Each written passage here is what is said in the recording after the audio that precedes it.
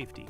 We're the only district in Florida to require everyone to pass through weapon detection systems as they enter school. Pair that with a dedicated school resource officer on every campus, and your child can walk through those doors every single day feeling safe, supported, and ready to learn. And unlike anywhere else in the country, we are a true choice district. You get to select the school that fits your child's passions, learning style, and goals. The power is yours. Every child receives access to their own personal device and can stay connected throughout the entire year on virtual application tools from anywhere. Through our partnerships with Florida Gulf Coast University and Florida Southwestern State College, our students can earn up to 60 college credits at no cost to them before they even graduate high school. When it comes to academic excellence, we don't just meet the bar, we set it. Our IB, ACE, and AP programs develop critical thinkers and scholarship winners. And for our gifted learners, we have specialized pathways built specifically for the way their minds work, all without a price tag. With more than 60 career and technical education pathways, students graduate with real industry certifications and hands-on experience in industries like healthcare, cybersecurity, skilled trades, and much more. And every standard we hold ourselves to isn't just a state requirement, it's a national benchmark. Our Cognia accreditation means we're measured against the best in the country, not just what's required, but what's excellent. For the artists, performers, and dreamers, we have a stage for all of them. Our award-winning arts programs give every student the chance to discover something they'll carry with them forever. Home to the nation's largest JROTC program and premier athletic programs across every sport, Lee County Schools build more than students. We build leaders in every arena. And behind every single one of those opportunities is a 100% state-certified teacher who didn't just choose a career, they chose your child. They show up every day invested in who that student is going to become. Free college credits, unmatched school choice, world-class arts, athletics, and academics, career certifications, cutting-edge technology, and a safety standard that no other district in Florida can match. All of it tuition-free, right here in the school district of Lee County. You don't have to leave to find something better. Something better has been here all along. Your invitation to excellence awaits. Enroll now at leeschools.net. Every parent wants the same thing, a school where their child is genuinely challenged and given every opportunity to achieve their highest potential. In the school district of Lee County, we have the schools, programs, and people to make that happen. It starts with safety. We're the only district in Florida to require everyone to pass through weapon detection systems as they enter school. Pair that with a dedicated school resource officer on every campus, and your child can walk through those doors every single day feeling safe, supported, and ready to learn. And unlike anywhere else in the country, we are a true choice district. You get to select the school that fits your child's passions, learning style, and goals. The power is yours. Every child receives access to their own personal device and can stay connected throughout the entire year on virtual application tools from anywhere. Through our partnerships with Florida Gulf Coast University and Florida Southwestern State College, our students can earn up to 60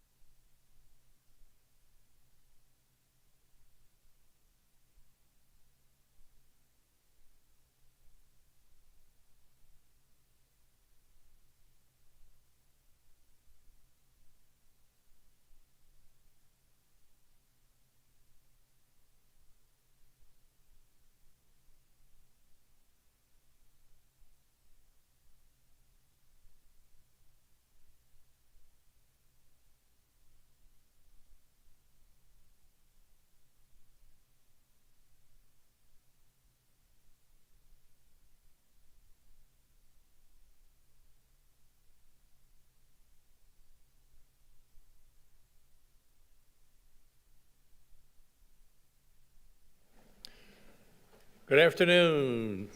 Today's Tuesday, March 10th. This is a school board workshop, and the time is exactly 1 o'clock.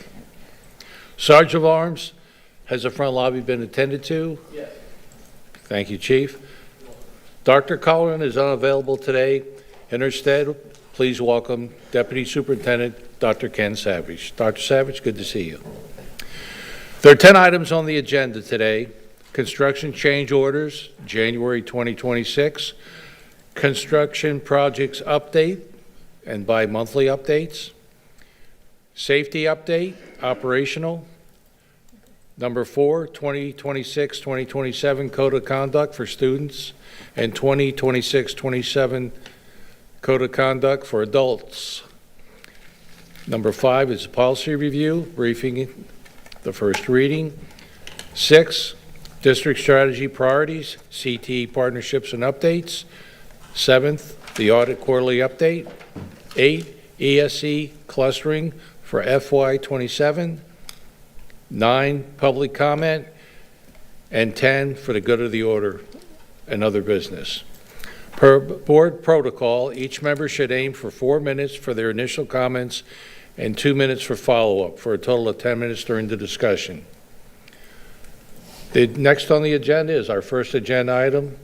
We have construction change orders, January 26th, and also projects bi-monthly update by Scott Rickenbacker and Melissa Rivera.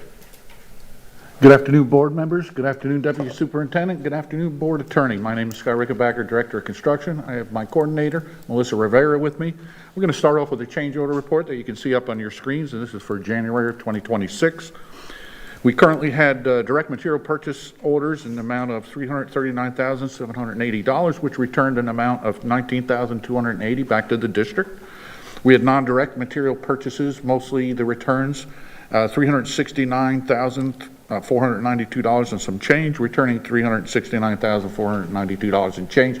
A lot of that is actual closing out of the projects and return of unused project funds back to the district. And we had contingency adjustments equaling $334,539 on the front sheet. If you go to the second sheet, that's your backup sheet that tells you where all of the dollars were spent and where the money was coming from. We had one large DMP change order for structural steel, and that is on the Bay Shore K-8 school, and that returned the $19,280 that I spoke to.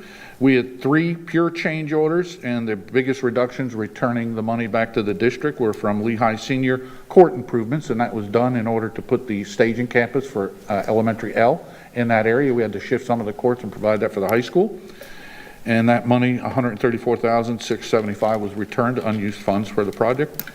We also had Royal Palm Exceptional HVAC upgrade, and that from that contract was a return to the district of $322,367. And last but not least, Gulf Point, we had a Hector Caffaretta. We had, in some of the design, we had to add locks, the uniform locks to all of the cabinetry within the classrooms, which is our district standard. But in the PPP, basically it's a school in the box, and that was missed. So that accomplishes that task of locking up all the cabinets. Below, we have the contingency adjustments, Cypress Lake High School HVAC, some coordination in the CEP plant with dampers and ductwork in unforeseen conditions for the amount of $68,594 and some change. Cypress Lake High School HVAC, this was painting of the sprinkler pipe, which is our standard. When it was exposed, it wasn't caught in the design, so we call this first cost. We don't pay for the design costs, we pay for the actual work implemented in the pipe through the contingency program. East Zone Elementary School, additional fire hydrants that were required and missed by the civil engineer on that property. $60,776. The Alba School, our permanent traffic improvements in that back area. We had some fencing that actually was not on our property and encroached on people who lived behind the school's property, had been there for a number of years. So a lot of this expenditure for this was to bring it back into our property and get off our adjacent neighbor's property officially for the tune of $81,138. And it also included some trees and so forth that had to be removed in order to make the adjustments to the parking road. Let's see, Stara High School RTC towers. This was for lightning protection on the tower. It wasn't called in the original drawings, so we added lightning protection to protect that structure and adjacent surfaces. Is there any questions on the change order report? Questions? Board? Okay, next we get to the big meat and the potatoes, which is your 2-month annual. What I'll do is I'll go over the slides. I'm not going to read the whole slides. We've changed it up a little bit this month. We've actually added a few pictures for you folks so you can actually see real time what's occurring out at these sites if you haven't had a chance to get out there. Bayshore K-8 experience. Currently right now we're in the process of finishing up the structural steel within the new addition building out there. And the roof decking has begun as well out there. Once the roof decking is on, then we can get the building watertight, put the roof on, and get what we call dried in, and that allows us to start on all the interior finishes. So if you switch to the next slide, you'll see the structure. It's pretty massive, a really constrained site. All of the things where the crane sits are our casting beds. Those have all been stood, and the casting beds themselves have been crunched up, munched up, and that'll be used for sub-base in the roadways and parking lots out in that area. And you can see to the right, some of our new technology now, we actually put the school name in the concrete. So when we pour the concrete, it actually shows up then when the building's painted, so get a little bit of a nicer touch. Any questions on Bayshore? Okay. BBBB pre-K-8. Right now, we're still waiting on our development order and the Southwest Florida Water Management completion of the permitting on that site. We just received our final drawings, and we are getting ready to send that out to bid probably around June-ish. That'll be put out for public bid so we can stay on project schedule and have that school open. There's no associated pictures with that school. Obviously, it's not being built. Any questions on BBB? Bonita Springs Elementary, what I call the shoehorn site. I don't know if you've been there, but it's looking pretty amazing. We've got the structure up. Right now, the windows are done, the roof is completely on, the building is dried in. We are painting the first floor of that facility, and the second floor, we're completing all sheetrock, tape, and spackle up on the second floor. And we expect, knock on wood, we expect the chillers for that project to be delivered next week, and then we can get those connected in, tied in, and try to get some cold air blowing for humidity control within that structure. And if you look, you can also see where we've created the front entry, the scaffoldings in place for the stucco. And you can see all of the remainder of the building to the right, which now the structural steel, all those columns have been poured, and the structural steel is actually going inside. Any questions on? Yeah, I have a question. I've been dying to ask this ever since you sent this slide out. So why September of 27? I mean, you folks are moving along with this project like gangbusters. Well, you're seeing, you are seeing the big piece of the pie. We still have to go back and renovate a lot of the campus and the grounds. Okay. It's kind of like, you know, people say I look like Brad Pitt, but you got to look a lot deeper to see that. Oh, I totally understand. It's a great analogy. Thank you. See that one? Got 11. Next up is Cape Coral Technical College. I understand a lot of you have gone out and do a tour out at that school. It's pretty amazing. We're polishing the floors, getting that ready. We're putting in the roll-up doors. Right now, the exterior painting is almost complete. We're inside doing all the interior paint. We expect the AC, hopefully, to be on it by the end of this week. And paving of that entire complex is just about done, and we should start striping of that roadways and parking areas next week. And you can see there's some pretty nice pictures. It's going to be a really awesome facility when it's done for adult education. So, any questions? Okay. Next up, Cypress Lake Middle School. Going great guns out there as well. Interior paint is ongoing. Exterior paint is ongoing. Where 80% of the underground in that facility is complete around the facility for all utilities. Windows in the roof are done, so we're dried in. And right now, permanent power, we're hoping to have that done for the end of this week. Get the transformer fired up and get that school under control. Any questions on that? Lisa?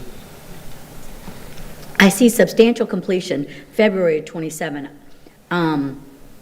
The final would be when, then? Well, That's the partial, right? What it is we're having substantial completion in October. So there is a third quarter, fourth quarter, I'm sorry, I'm not a teacher, but there's a 4-day break, and the principal has asked us to move it in October 1 week so that they can move in over that 4-day period. The reason for February is we still have to decommission all the portables and reclaim that area where they sit and finish that off and final it up. So that's why you're seeing completing in February, but the substantial completion where we get an occupancy certificate and take beneficial use of the facility will be in third week of October. So the students would be in there in October? Yes. Okay. If the principal chooses. He could very- October of 26? Right? Yes. Right. Okay. Is Correct. there any way to have that information in there? Because now we're getting a little confusing, because February, I feel like just popped out at me. We can do that. You get that. February is just the total project completion of the area, but Okay. the actual substantial CO kids in I the got school you. will be October of 26.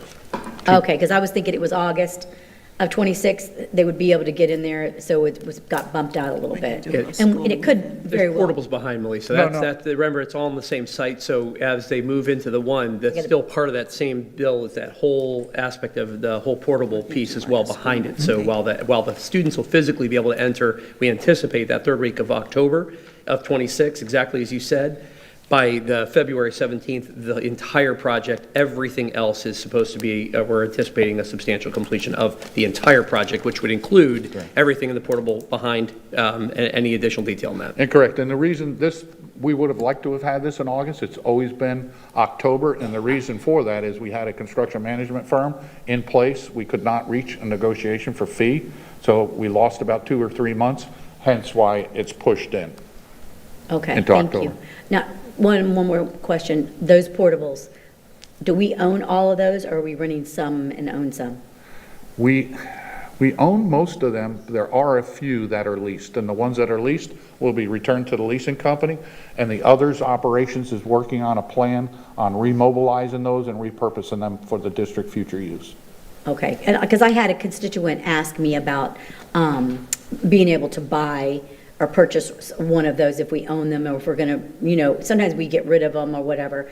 They're going to send me an email, and then I'll get it to the district, and then y'all can go from there. But that was one of my questions, because I thought we owned some and we actually leased some, so I was just needed a refresher. Thank you.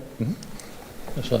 Ms. Giovanelli, I just wanted to give you kudos for bringing that up, because I love the format of the way you all have this PowerPoint set up in our updates.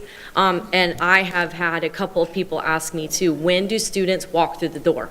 Yeah. And I think if it was just clear, so I understand where you're coming from, just maybe adding that date, like October 31st, 2027, whatever that is, it would be helpful just if somebody were to pull this up. That's my only thing. So thank you for bringing that up. Thank you.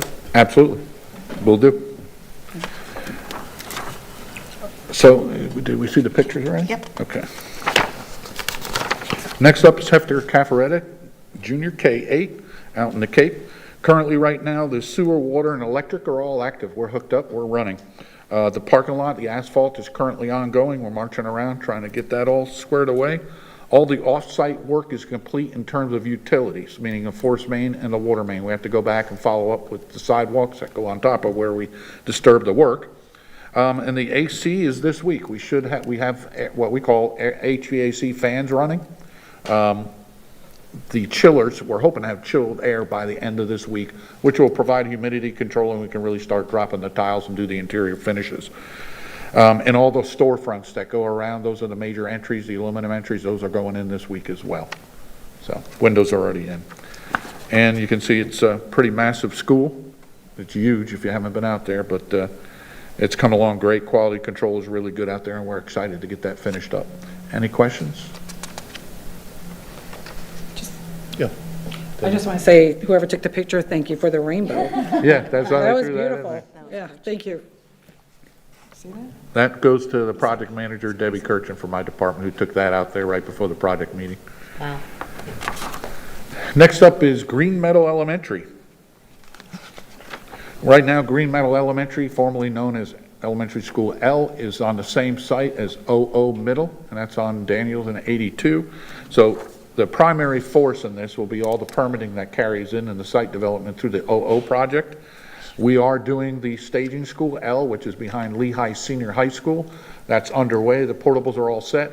We do have an issue where a couple of the larger extended size portables that we wanted to use for the front office areas just won't be ready potentially. They'll have the ones in a couple weeks, which would be the dining and the food prep portables ready, so we can have them out in a couple of weeks and get them set up. but we're going to probably look to some of our existing school sites where we have empty portables currently owned by the district and bringing those out to support the administration portion in the front of the building. Portables are a hot commodity now to lease, so we've got to try and make ends meet any which way we can. So that's our right now we're working with Joel and planning to find some portables that we can snatch, refurbish, and get them out there for this school site. On site, the DO is imminent. We're about 1 month away, so this is a big home run on this entire project with the county. We have a LDO is currently approved for all of the off-site work with the county, and we're working with the utilities to come up the road to service this campus along with another developer, which is out there. So we're working hand in hand to come up with the water service, split some of those costs for the water service, which helps save the district some money as well. So the timing of that, they're going to be a little bit ahead of us, and the timing of that is working through the system, and we're getting that schedule developed. So are there any questions on the L or the Green Meadows and the OO middle site, combined site? No. Elementary M, drawings are complete, and right now we're just working on permitting through the Army Corps, South Florida Water Management. We did get, Lamson has agreed to take all of our on-site water, which is a huge, huge help for us. So that's been one positive note, and that school should be going out for bid shortly as well. Alva High School, we just had the ribbon cutting last week. You can see this strip site.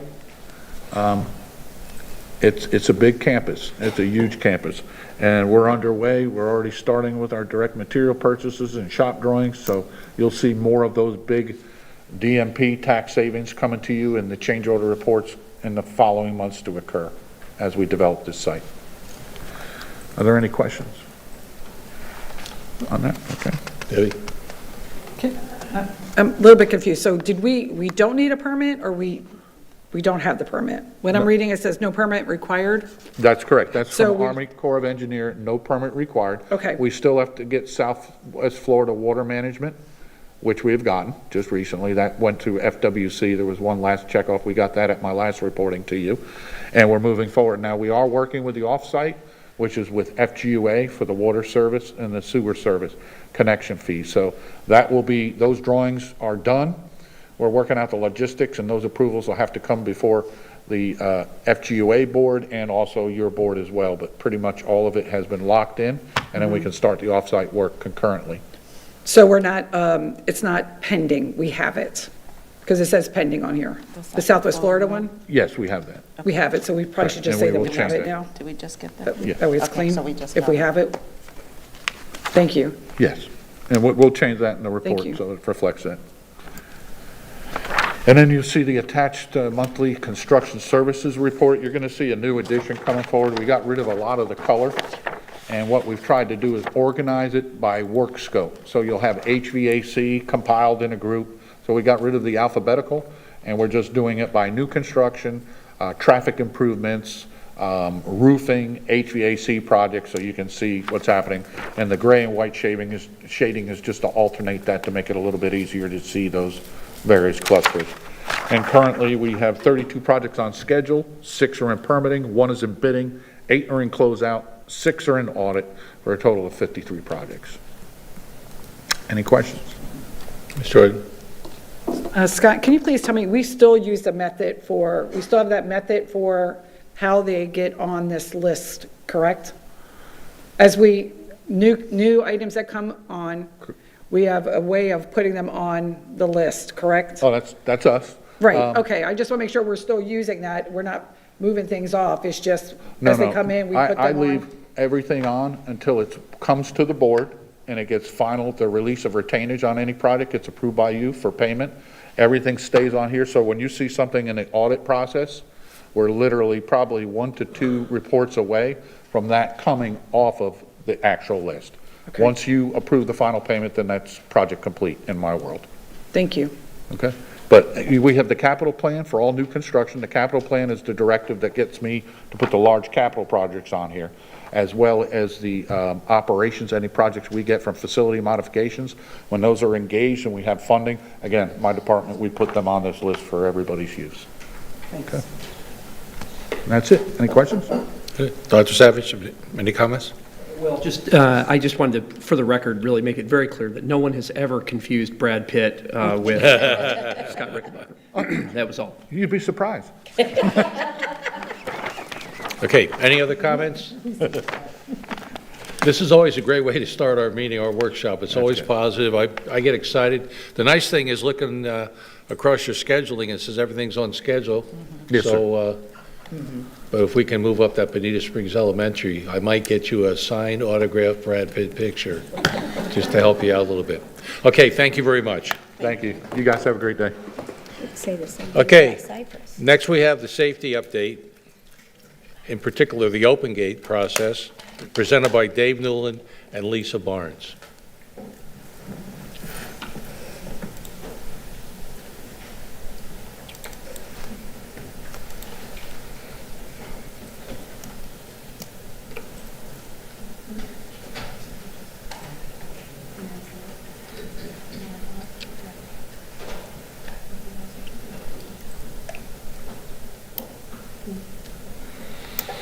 Okay. Good afternoon, board members, Deputy Superintendent Dr. Ken Savage, and our board attorney, Rob Dodig. Again, today's presentation is about Open Gate. It's just an update on certain things as we move forward. As again, we started this project back in 2023. Oops, sorry, skipped one. So earlier this year, there was this news story of a 5-year-old that brought a loaded firearm into one of our schools. Unfortunately, this was put in the backpack by a parent. The child was unaware, and luckily for us, Open Gate had discovered this, alerted as the student came into the school, and this could have been very tragic, but luckily with our Open Gate system, this was identified. Before introducing Open Gate to our school district, in 2022, we had 3 firearm incidents on campus of students bringing firearms on campus. Since we've introduced Open Gate, there's been 0 firearm incidents on campus except for the one I just mentioned, of one being detected by Open Gate. We had one last year by a parent. So Open Gate has, again, been served its purpose. I also want to thank the board for your support in this project that we started back in 2023. So thank you for your support in this project. Our strategy, first of all, for Open Gate is add layers of security at school sites to prevent an active shooter from getting into our school. We look at all type of vulnerabilities at each site, nationwide trends, and what makes sense or what fits our district with our current safety and security protocol. As we all know, it takes seconds for somebody to come into our school, bring in a loaded firearm, and unload a full magazine. It takes seconds. And I remember looking back, I can give you personal examples of things that we encountered on our campuses that really made a lot of us think, myself think, and others, that what can we do, how can we prevent knowing somebody can bring something across our threshold? How are we going to prevent that? Because if it gets across the threshold, it's in a backpack, like I said, it takes seconds to do that. So how can we prevent that? And that really led us to look at weapon detection systems.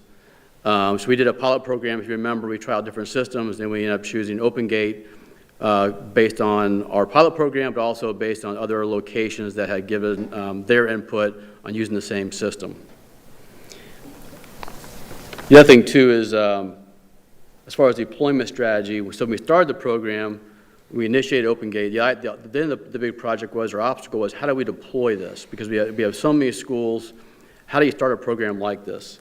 So first we had to go through the training. We had the company come down to train everybody. We looked at all of our school sites. We rated schools based on early adapters, those that wanted to volunteer to use the system.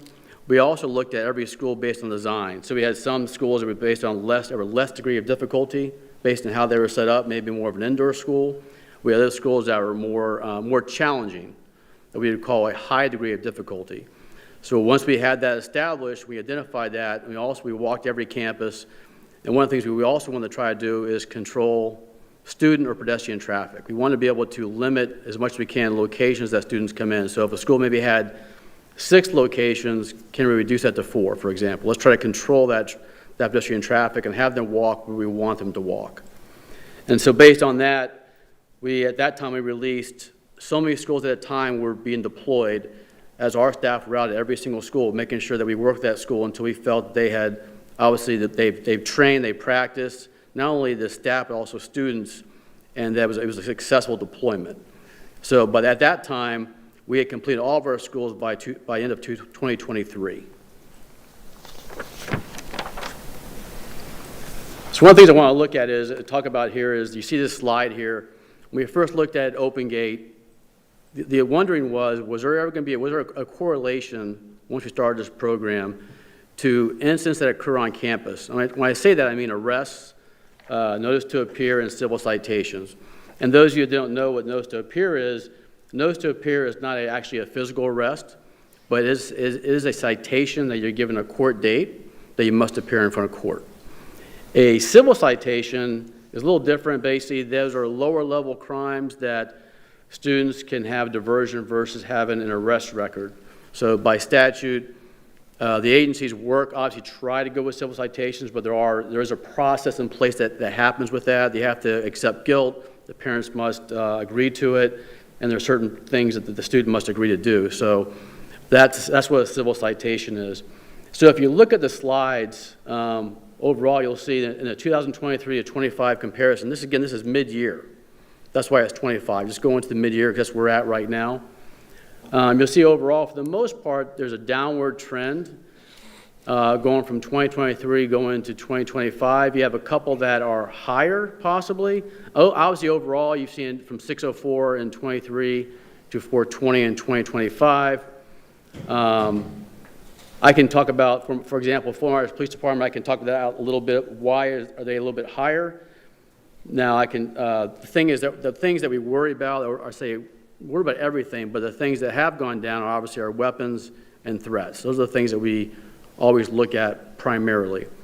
But these things that we talk about, and they really address the issues with maybe, a lot of it was vaping, other things, marijuana use, that they had basically started issuing notice to appears and being a little more, I guess, strict on the violations. So, but now after December, now they're seeing the downward trend. So you'll see after this new part of the year, 2026, you'll now see a downward trend. So for example, if you go back to January of 2025 with Fort Myers, they had over 20 reported incidents. In January of this year, they had 9. So they're seeing a very big decrease now, starting to decrease, and that's due to early intervention, better collaboration working with the schools, and just the consequences of, for example, maybe THC vaping, of how they're handling those situations to reduce somebody from being a second repeat violator, for example. So those are some of the things you'll see. You see an increase now, but we're looking to hopefully see a decrease the second half of the year. For Cape Coral, you see a big decrease as 245 in 2023 to 54. And really, that's just, they took a change in leadership over youth services, and really just, for the most part, more serious, holding the students more accountable primarily has changed. So we have better communication with the Cape Coral, the change in leadership. So it's been a good relationship. Not that it hasn't been in the past, but then again, just with leadership, a different focus. So this is an overall comparison. You'll see in 2023 to 2025 overall, again, you see a 30% decrease. LCSO, Lee County Sheriff's Office, has a small decrease of 3%. As I mentioned before, Fort Myers Police Department, a slight increase of 22%, but again, we are now seeing a downward trend starting in January, and all those increases have been explained each month. Like I said, every month I get stats from each agency, and they explain what the increase is about and what they're doing and how they're going to address it. So we have that constant communication with every single agency. Cape Coral Police Department, like I mentioned as well too, you'll see a big decrease, but again, it's where their focus is going this time versus last year with different leadership. One of the things we look at too is very important. OpenGate is periodic updates and training. Training is very important because every year, OpenGate, there may be change in the system, change in the settings. And I always call training, I always say, is muscle memory. We want to make sure that staff, it's important every year we send out reminders, we do training with the staff just to remind them of the the do's and don'ts, the things that maybe come up that we've recognized that have to be changed. It could be things based on new settings. And again, our staff will actually take, working with the law enforcement, they'll test all different type of items, they'll test through the system randomly. We'll bring stuff to this office and we'll test to see what alerts and what doesn't, why not, as we adjust settings. Working with Shea, who's the developer of OpenGate, what's a good setting that fits for a school venue? Because again, we're not like TSA. We can put on a metal detector signal, and it can take hours. We have so that's when we say weapons of mass casualty. That's what we focus on, and that's what the settings are for. New schools. I wanted to bring this up as well. We work with operations. So any new schools that you heard Scott Rimbacher talking about, we've met with that team to talk about as a new school gets built. OpenGate is included with it. So OpenGate, the equipment is going to be included in all new school builds. So we have that discussion as how many systems per school site based on its design and location. We look at every single firearm incident again to review those, just to make sure that so we look at everything. We really keep track of working with the agencies. We always looking to improve, or anything we see as a problem we want to address and get in front of it. In fact, just recently we just completed a new standard operating procedure on OpenGate with our new template, adding things to that. Again, and that reflects on the changes I mentioned as far as settings, practice, changes in practice, things we've corrected or look at, and even updates from CHEA, the organization. If you look at overall police activity, this is really another breakdown, but you can see, just for example, gives you kind of a more visual view of, if you break it down by arrests, again, civil citations and notice to appears, for the most part, you see a downward trend. The trends that you see higher are the things that I mentioned before, are lower level. The things that we talk about with weapons, firearms, threats, those have gone down. And those are the things that we'll look at everything, but those are the things we focus on and look at. So, like again, I mentioned before, for example, if you look at Fort Myers Police Department, they had an increase in civil citations. I mentioned before that's partially due to the either vaping violations or maybe possession of marijuana, stuff like that. So these are things that we've had discussions about, and we get the breakdown every single month.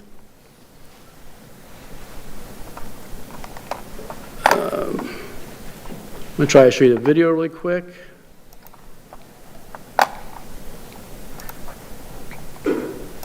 This is an important message from the School District of Lee County. The number one priority for the School District of Lee County is the safety and security of our students, staff, and schools. A key part of this commitment is keeping weapons off campus. We are proud to be Florida's only school district requiring everyone on campus to pass through the OpenGate weapon detection system. But we also need your support in maintaining a strong commitment to gun safety at home and in our community. Gun owners should always store firearms out of the reach of children. Use a child-resistant gun lock and a locked container to secure your firearm when not in use. Store ammunition in a separate locked container that is also out of the reach and sight of children. Combination locks, safes, and fingerprint recognition devices provide additional layers of protection. When a firearm is not being stored, it should remain in your immediate possession and control at all times. If you carry a firearm in your vehicle, keep it in a lockable container so it can be secured whenever you're away from your vehicle. Talk to your children about gun safety. They should understand that firearms are not toys, and if they ever encounter one, they should leave it alone and immediately alert an adult. By working together, we can create the safest possible environment for every student. Gun safety saves lives, and your partnership helps keep our schools secure.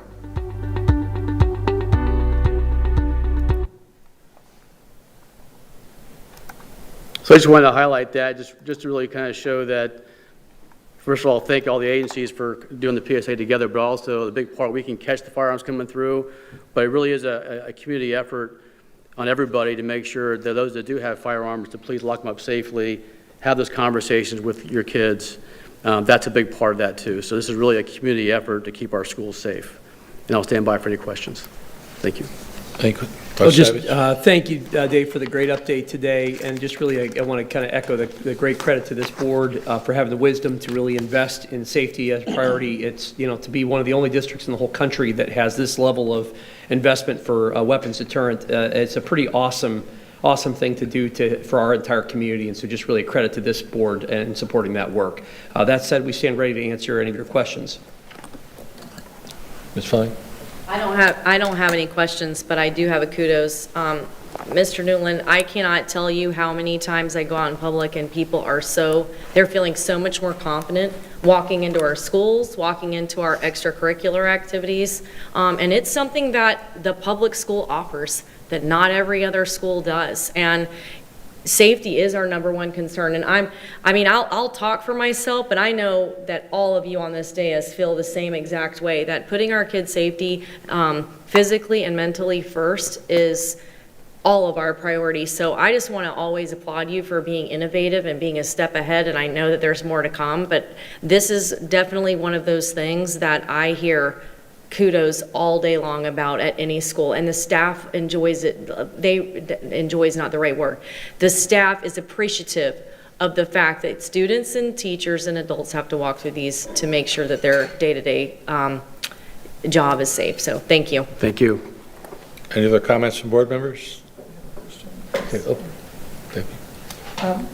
Mr. Newland, when you were speaking about the adding the open gate, so when we look at the new, when they're budgeting the schools, then it's going to be all incorporated into that for all the needs for every open gate. So not only the final bill that we look at will have all of that included and how many will be needed for that, just like our desks and everything else that are incorporated in what goes into a school. Yes, so we had the discussions, not only the I think that's systems great. itself, the table, signs, everything that's required is part of that. So an inclusive cost. Yep. Yes. Thank you for that. And everything that Ms. Jada said, we all agree with that too. Yeah, but Yes. Ms. Fleming hit it out of the park, but I just want to add the SRO element to this thing.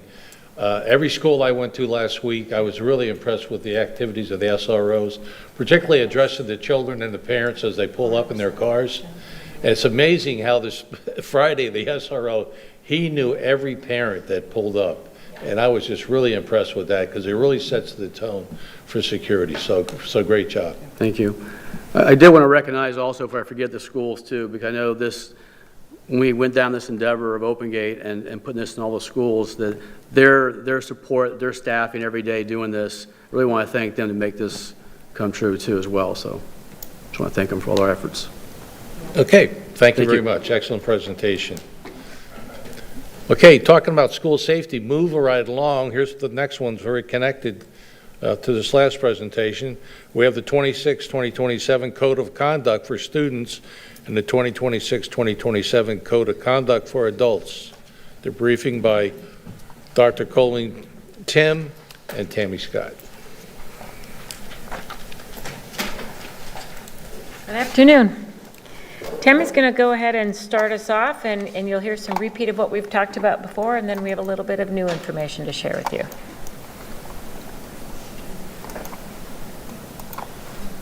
All right, good afternoon. This is our second time coming before you. You have another document that was uploaded that looks all red and underlined, and those are all of the additions and the language that's being proposed at the current time to be included in our new Code of Conduct. As you are aware, we surveyed a bunch of people in December and January. We received 589 responses to our survey, and of those responses, 40% came from our parents. Okay? And 36 came from our teachers, 36%, and then 20% came from our administration. So we got a good survey of our constituents out there when our parents are surveying more than our administrators and our teachers are surveying more than our administrators. So that's a great pool that we received. So one of the questions was directly related to our wireless communication device, the cell phone policy this year, turning it off and putting it away. And as we suspected, there was an overwhelming sense of support in regards to the increase in instruction in the classroom. But we did kind of expect that little friction from the students, and that is fine. We are prepared for that. But overall, the reception of having the wireless communication device put away was positive. But what came out of the open-ended comment from the survey was important as well. So there is a call for stricter enforcement for our cell phones, making sure that our teachers don't feel like they're the cell phone police, but we do need to partner with them so they are enforcing that rule within their classroom. And there was a high interest in wanting more in regards to locking them away in some kind of pouch and those kinds of things.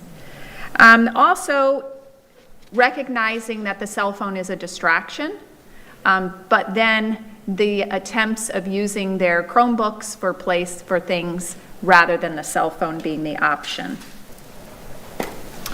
Then overall, there was at the end of the survey, there was an open box, a dialogue that asked if you have any input whatsoever, and here were the themes that came out of that.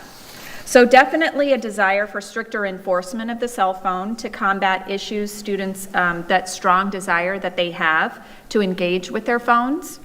Our Chromebook problem of them tunneling into other websites that we don't want them to engage with.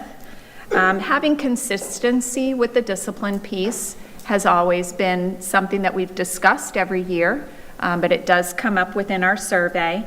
What's really wonderful to see is that instruction, the quality of instruction, where there is a call to come back from that technology piece, which is absolutely supported in the efforts from our teaching and learning division this year when we are trying to have No Tech Tuesdays. We are out really collaborating with our teachers and getting them to increase that student engagement or that collaboration with one another rather than being embedded into their computer. And then safety and communication, that hesitation from parents, having that sense of feeling of wanting to be connected with their students. Okay, next up, we took a look again at taking a firm stand on our behaviors, especially our more serious behaviors, and also limiting the number of times that students can go to our alternative placement settings. So we will be, based on your approval, implementing the 3 strikes rule for the Success Academy. Closing loopholes. Here we had talked with you previously about inserting language regarding the vaping devices across the different categories of consequences, aligning the consequences so that we're treating the possession, use, and distribution of alcohol, drugs, tobacco, all comparably across the code of conduct, and then clarifying the consequences for repeat offenses.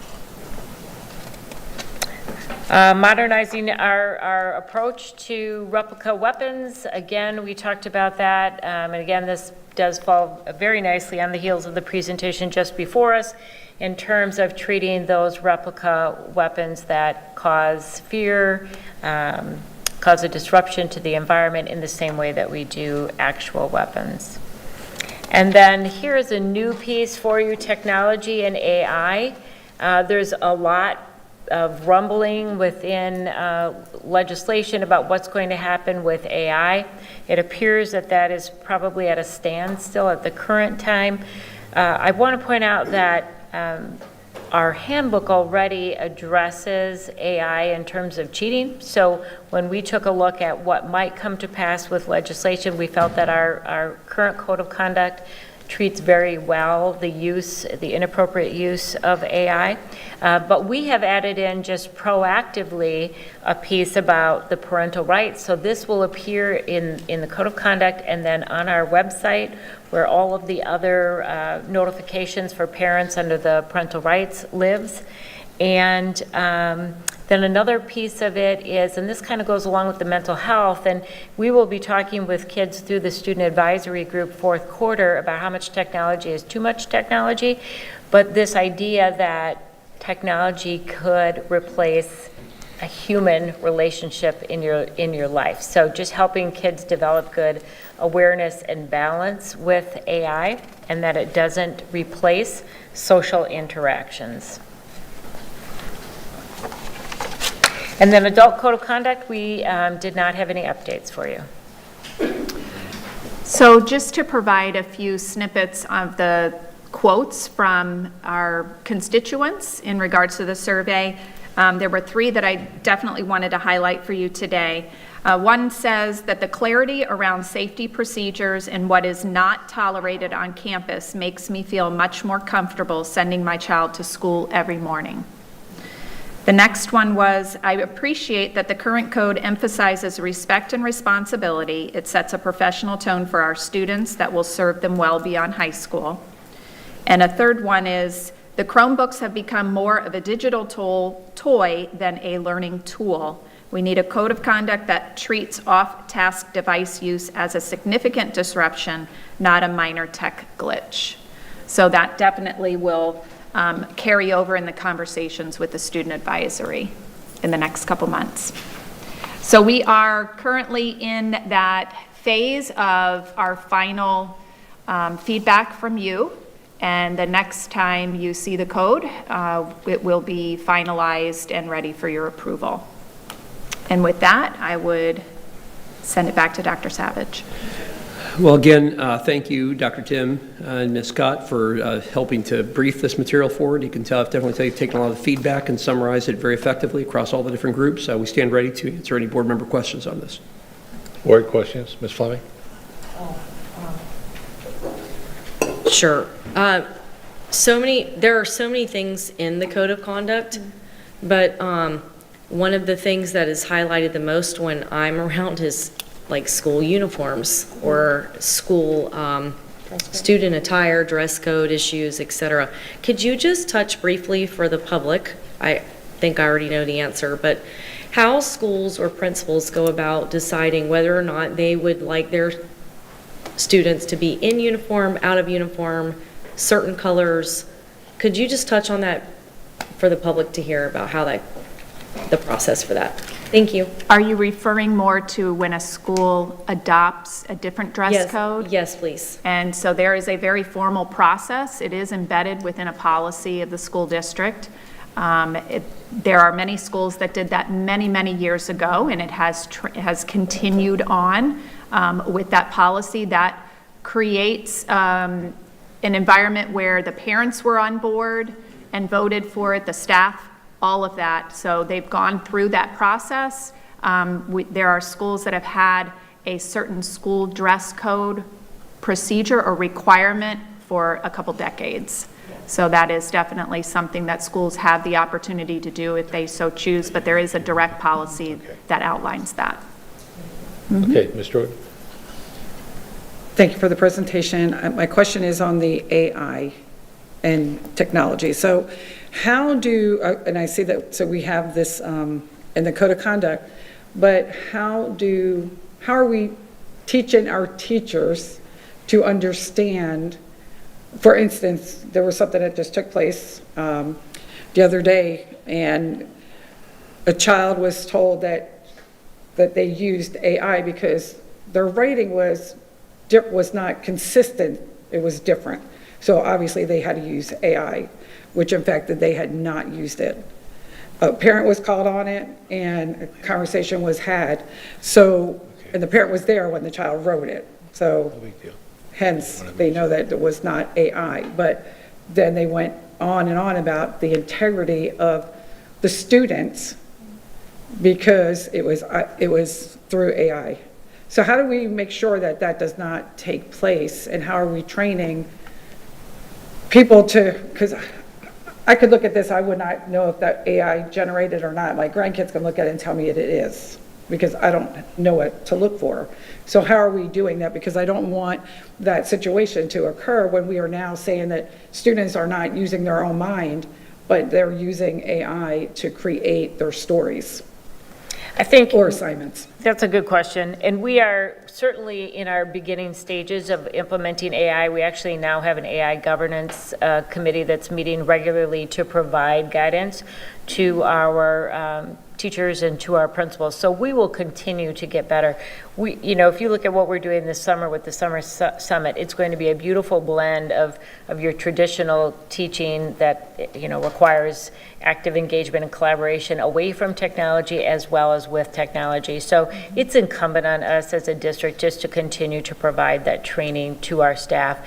And, I hate to say it, but accusing students or considering that students might have cheated if they did or didn't, that's been around as long as we've had paper and pencil as well, right? So we just have to continue to train our staff. There are tools that you can use. They're continuously evolving. Nothing's going to be foolproof. I think one of our biggest things is to be able to sit down with the student and ask them some follow-up questions if they know and understand what they wrote. But we'll get better at providing that guidance to our staff. That's a fair question. Well, thank you, because I really felt bad that took place and the accusations were had and then the parents were involved and it just became a bigger situation. Sure, none of us want that. And then, and then my other question is, and I don't know if it's in the student conduct, I'm like everywhere, so I've been seeing these like snackle boxes, or they're like boxes for behavior. So if a child is sitting down or behaving, they get a piece of candy, or they get something to, almost like you do an animal, pretty much, but they're given this for behavior. Is that part of this? And it's in more than one school. I think they're called snackle boxes. Token economy is how I'm used to referring to that. And again, those came out of PBIS work a long time ago. Sometimes you see those through ESE programs. So schools could still have elements of that where you are rewarding good behavior. It might be for specific students that are on a particular improvement plan, but that is not something that is widespread pushed out from the district office at this time, so it could be happening again within a school or for particular students. Well, I appreciate it, because I have never seen that until lately, and when I'm out there and I'm thinking, why would you give a child candy when they're already hyper? So you're going to, but okay, thank you for that.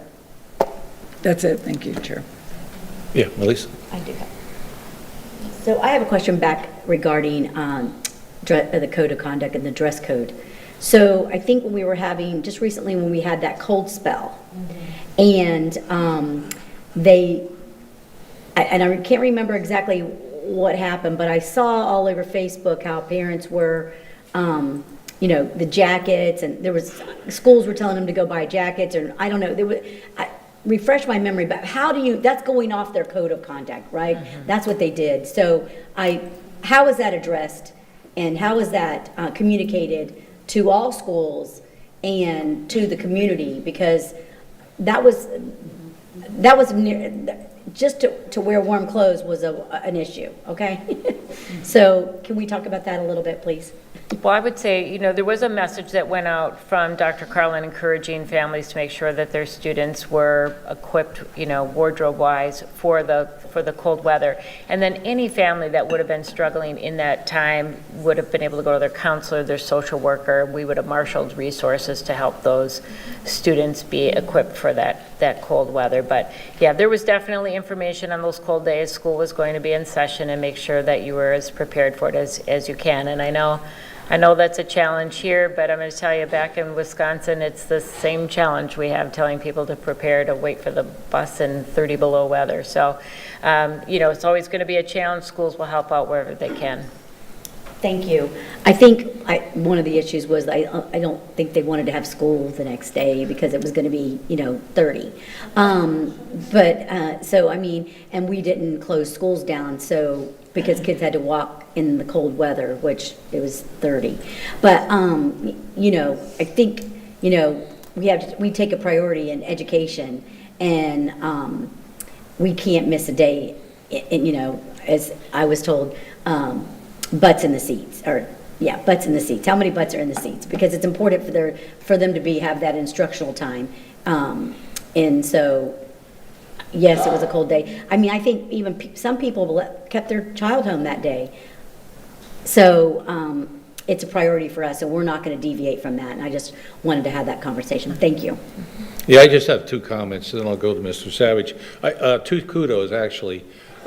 We went out 2 weeks ago with Dr. Cullen, and we did 2 data reviews talking about achievement and moving the numbers and showing some progress as what our children learn and the results of that. We went into the lunchroom just on a fluke thing. Then we decided to go in the lunchroom in the second school, and we were amazed how the children were interacting with each other, and we didn't see any earbuds or phones. Yeah. So we're 2 for 2. I don't know about the rest of the schools, but that was really good to see. And again, that was just 2 weeks ago. Then, as you probably know, there's a lot of activity out in the community where different folks from the district are getting involved and asking to attend meetings. And one of the things that's discussed is the code of conduct. Particularly last week we had a presentation on Success Academy. And one of the things that folks constantly asked, what are we doing with repeat offenders? So your presentation on that's really going to hit a home run in the community, because people are tired of hearing about the same children doing the same thing over and over and over again and not being held accountable. So you folks are moving everything in the right direction.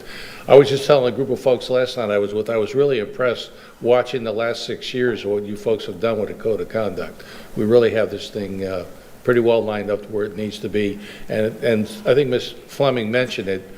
Our teachers have the confidence that they're safe in the workplace now, and they're not going to be accosted by a child that's in a rage. So good job. Dr. Savage, do you have a comment? Yeah, it was really just to make sure I was concerned that with Ms. Giovanelli's comment related to the cold weather and it being addressed in the code of conduct and students violating the code of conduct and not having the proper uniform and whatnot. I wanted to make sure I also took this moment to surface, one of the big kind of benefits that we've had by partnering with United Way is that, as a school district, we recognize that it's the entire community working together for the benefit of our students, and obviously parents are our primary partners in supporting their child, and we do ask that they always take care of all the needs that they need to make sure their students can get to and from school, that they can maintain, warmth and whatnot. And obviously, we send out those additional communications.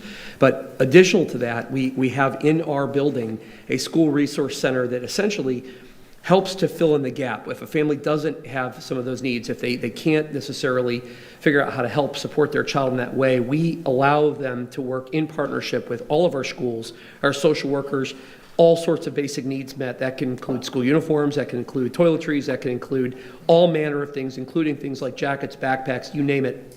And it's brand new because they're able to leverage the partnership donations with other businesses, and they're able to do that. And so one of the things we do is we just really want to make sure people know about it, so the families, all they have to do, it can come from any direction. It can come from the social worker, it can come from the teacher who's concerned the child's coming with the wrong things, the administration. We just want to make sure that students do come to school, but we don't necessarily think that families, we recognize that not all families are able to meet all the needs, and that's why I just wanted to highlight that great partnership as a good example as well.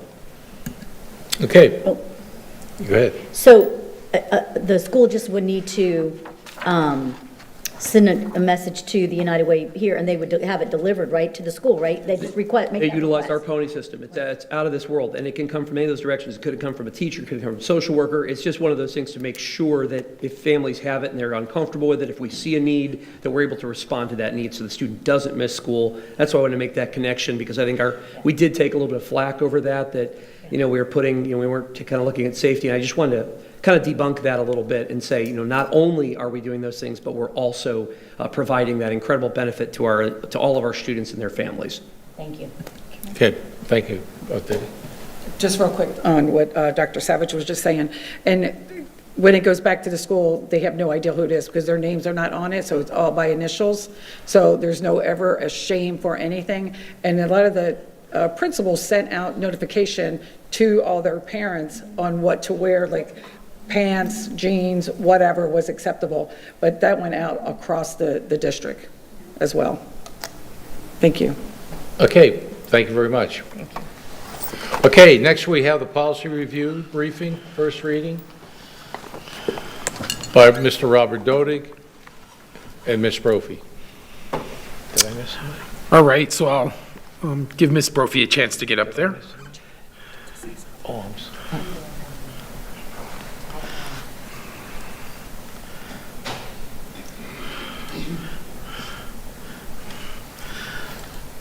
Okay, before I turn it over to the board and ask if you have any questions, I want to thank Ms. Brophy for all of her help in organizing and collecting feedback from the district's various departments on these policies. There's about 55 of them or so here today. It is a huge task, and her help has been invaluable. And as you know, we've been in a little bit of a transition in the Board Attorney's Office, so all of that work was accomplished while that was going on. So thank you, Benny. So today we have 55 revisions to the current bylaws or policies. These are all recommended by Neola and have been reviewed by appropriate staff in each department and my office. There are 2 technical updates to policies, 1 new policy, and 1 rescinded policy. You have all had the chance to review the policies in advance, and we are here today to answer any questions from the board that you may have. Ms. Fisher? Thank you, Mr. Chair. Attorney Dodig, thank you. Can you please explain why policy 2461 is currently coming before this board at this moment as a new policy? Yes, so 2461 is regarding the recording of IEP meetings. Back in October of 2023, when the board approved the Neola policies, this policy was missed. So Benny, in her review of everything, realized that. So it has been in the policy manual for a couple of years. And we're bringing it forward today to be approved, or for first reading today and for approval next month. So back in October of 23, it did not get approved on that day. Good, sure. Just want to thank Ms. Brophy for her diligence on that. Thank you. Okay, any other questions? Ms. Jordan? I think that this is coming before, it's in the House or something, there's a bill for this. So I don't know, are we going to create this and then bring it back again? I don't know Depending on the what exact legislation, words are. yes. There's a bill to possibly, upon a parent's election, ask for a camera to be set up in a ESE classroom, different than this. This is recording an IEP meeting. I thought it was for the meetings. I No, thought I read that it was it's for a meetings. classroom. Okay, Yep, thank you. good question. Good. Back on this, at the bottom, it says, if the district audio records, so they don't always audio record? It's a, No. if is not necessary. So a parent would have to request for that? Parent requests, and then the district would record it also. So if the parent requests that an IEP meeting be recorded in some fashion, or they're going to record it with their iPhone or whatever, we would then similarly record. I mean, that's really how we've done it for years. There is a provision under IDEA if a parent needs a meeting recorded because of a disability or they have a difficult time understanding, the district is required to record it. Thank you. You're welcome. Any other comments? Thank you all. We will bring these forward for approval in April, and we'll have some more for first reading in May. So thank you all. Okay, thank you. Next, we have the district strategic priorities, the CTE partnership update, presented by Ed Matthews, Clayton Simmons, and Matthew Brankenkamp.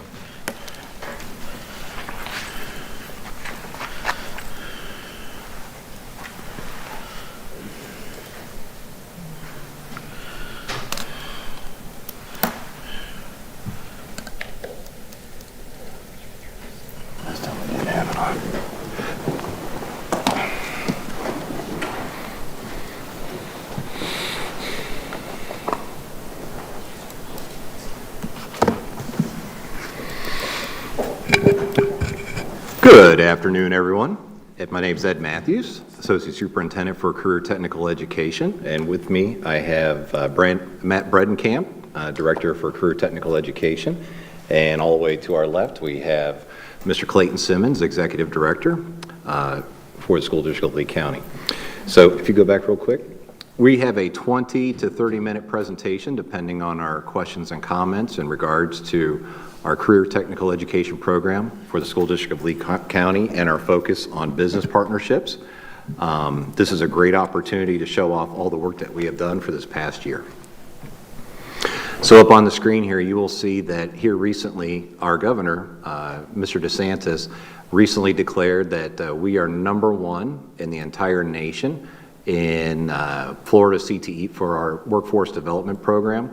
That was based off goals that he created a few years ago to reach by 2030, and we have already reached those goals here in 2026. You can see that the key factors for reaching those goals are at the bottom of that slide, and now this is for the state of Florida, but it directly to Lee County as well, is the focus on our local advisory committees that help with all of our career academies, our work-based learning opportunities, as well as our employer input to make sure that we are meeting industry standard. On the right, you'll see that we have 4 challenges across the state, as well as here in Lee County, that we are looking to overcome. Number 1, we need to do a better job of highlighting our business partners in regards to what they do for us as a school district and for our students. We need to do a better job in naming our partners and programs as they work with all of our career academies. Need to make sure that that is a part of our vocabulary and everything that we think, say, and do. And this one right here that will go into greater detail is about our scale and network issue that we have across the state and as well here in Lee County. So a good way to think of this is if you look at the entire state of Florida, you have about 4 major metro areas. You have Jacksonville, Orlando, Tampa, and Miami. Students that live in those areas have a greater opportunity for all the businesses that are located in those metro areas, as opposed to students who are in more of our rural areas, such as Glades, Hendry County, Gilchrist, places like that. So because of that, some areas are going to have more robust business opportunities as opposed to others who will be very, very limited. We see that with our schools as well too in Lee County, where some of our schools that are located by a busy area have great opportunities for their students, and then other areas where they're more isolated, it's very, very difficult. However, we are thinking outside the box to create more of a business partner interest to connect with those schools that are more isolated. And then finally, we want to make sure that our alignment is with state priorities. And one of the big state priorities is a national priority as well too, is we want to accelerate the number of our students going directly into the workforce as soon as possible, being career ready. And every year, that quota is getting higher and higher because we have more and more people who are retiring, and we need those individuals to be replaced by high quality individuals to keep those businesses running. So up here, up on the screen as well as on your computer, you'll see that we have 3 columns in regards to our career technical education programs. You have our middle schools that are more of an exploratory approach to our career technical education opportunities. In the middle, you have our high school opportunities, and then all the way to the right are the 17 individualized program clusters that have been classified by the state of Florida. We have all 17 reflected in all of our high schools, and here recently we added 3 new additions through our CAP grant, which was several $million. One, we added 3D digital design to North Fort Myers, being that they are a arts center. We wanted to make sure that we blended career technical education there. Fort Myers, with its high academics and with their IB program, we've infused IT, such as cybersecurity, so more students can connect with not only IB, but also getting in the cybersecurity world.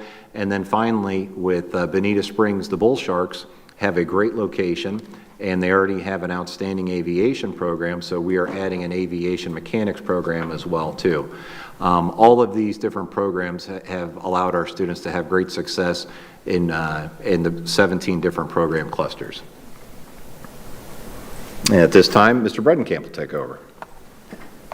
All right, thank you, Mr. Matthews. One initiative I'm really excited to share with you all today is an idea that we came up with. Has not been done as far as I know in the past. It's not been done before, but we've created a database of sorts for our business partners to know where our business partners are connecting with our schools. So specifically with CTE programs. So the idea is to strategically, place these partnerships and relationships with the various CTE academies so that they have support from the business community. So that provides the strategic alignment with those entities, as well as providing direct pipelines for employment. So that's the idea of what we're trying to accomplish by doing this. I'll go ahead and open it real quick, if that can happen. There we go. So as you can see, each school we worked with to kind of get a recording of what current business partners they work with, what sort of contribution and details what kind of contributions they have made to the school, whether it be, public speaking or monetary donation or equipment donation, anything of that sort, and what they've done so far for the schools. This has really helped us, again, not only what businesses are helping out our schools, but how they're helping out our schools. So it'll help us to target also the programs that don't currently have a business partner that are tied to them, to be able to match them up and help that process. So this is exciting for myself and my team to be able to really support the schools at even a higher level. With that, here's some numbers that go along with that data collection that we did. The high schools have 164 individual relationships with different business partners. The tech colleges and apprentice programs have 275 partnerships, and the Career and Tech Ed department has 51 different partnerships for the various events that we hold and things like that. While some of the companies in these numbers may be duplicated, their contributions may be different to the different entities. So I wanted to count it as a different relationship, because you may donate to a high school differently and contribute to a high school differently than you would to a tech college or even the career tech department. So it looks a little different for each entity. So I just wanted to highlight it as being a separate relationship. That does lead us to 490 different relationships with our business partners throughout the district. One of those relationships was kind of it kind of began organically last year with Aviation Precision Technology. It's a company with now has been paired with Bonita Springs High School, but initially it was identified on our comprehensive local needs assessment as being part of an industry that was going to be an emerging industry in our area.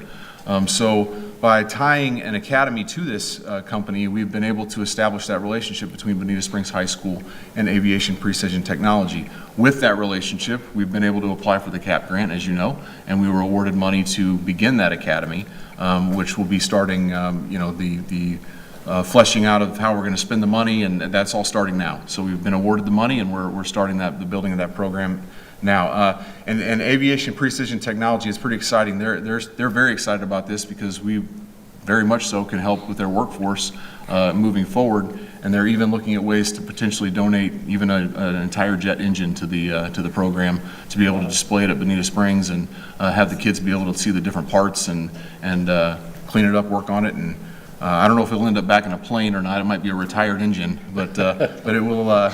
But it would be one that it would have a wow factor for sure. So very excited about that, and with that I'll hand it over to Mr. Matthews to talk about the fire academies. Awesome. So I have two other highlights that I want to showcase for you. In the center there, you'll see that we have a highlight with Ida Baker High School and Cape Coral Fire Department. One of the first things that occurred as coming on board here at the district office, we did an audit of all of our programs, the return on investment, how much money are we spending in versus what we're getting out of it.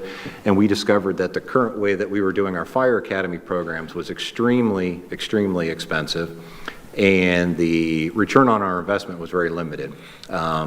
Currently at this time, we have 3 separate programs, one at East Lee County, one at South, and one at Ida Baker High School. And then at the end, there were really only about 4 kids their senior year that could really move on.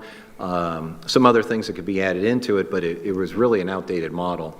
The principal of Ida Baker High School wanted to sit down and say, hey, can we really think about this?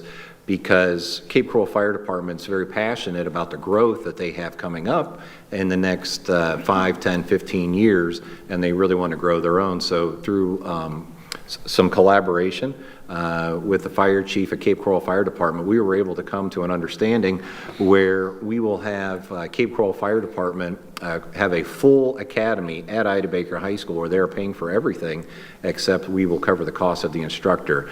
And so the outcome, which would have been before only give or take 4 or 5 students from Ida Baker graduating into the fire academy, into Fire 2, and now it'll be up to 20 to 24 kids.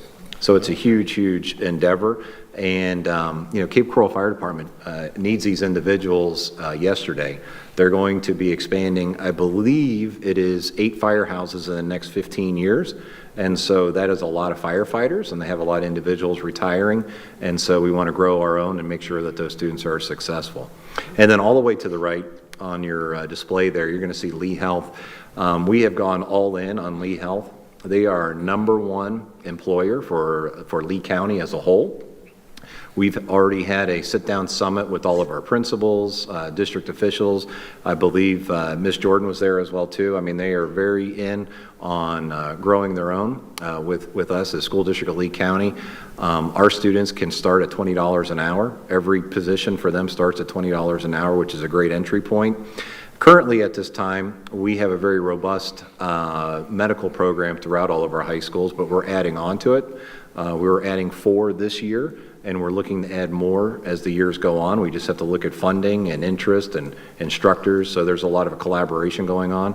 But one of the things that I'm really excited to share with you, the date has not been confirmed, but we have discussions going on. We are going to do a medical signing day of all of our medical academy students at the Minnesota Twins Lee Health Park. So all the students who are in our medical academies will meet at Lee Health Park. The ones that are going into the workforce will be celebrated. The ones that are going into college will be celebrated. And Lee Health will also have a job fair for any of our students or anybody from the community, parents, family members who want to join. Lee Health on any given day, give or take, has about 1,000 open jobs. And so we want to be good partners with them and create more and more opportunities for our students. So what are the benefits of having a business partner? I know a lot of times when we talk casually about it, I mean, it seems like a no-brainer. Of course it's a benefit, but really what is the benefit of a business partner? So when you're looking at as us as a school district, we want the input of the businesses to know exactly what industry standard is. It's a classic saying where somebody comes to the job site and says, well, they'll learn, right? Well, the reason why they learn is because they learn the industry standard while they're on the job site. So we want to bridge that gap before they get to the job site so that we don't have as big of a learning curve where we have individuals from the industry come in, allow our students and our teachers to know what industry standard is at that time. Resources and funding. There are so many different opportunities for businesses to come in to donate items that are up to technology standard, to provide funding for things that would be extracurricular for us, but they're very doable for them. Teacher support. This is a huge one right here. We have a difficult time finding teachers for a lot of our CTE courses because the income, the salary for those positions is generally a lot higher than what it would be to teach that course. However, through networking, we're able to find different individuals that are in different places of their career where we're able to bring them back into our classrooms and teach for our career education programs. And through all of this, it creates a cycle of success. So as the businesses are helping back into the schools, it then reciprocates back into the businesses where it's a win-win for everybody. For our students, there's no better reason as to why students are having success than the fact that they get hands-on experience. So often students who do not want to go to school, students who are having a hard time, whatever it might be, when you actually get them in the work field and they're actually working, they reconnect and their imagination grows and they want to be there. Job-ready skills, like I said before, working on the job site. And this is a huge one right here, mentorship and networking. I go to a lot of different community events and I'll have individuals who are either retired or still in the workforce who will ask me about different students, and the students will ask me about them because they've created that relationship in regards to learning whatever that industry is.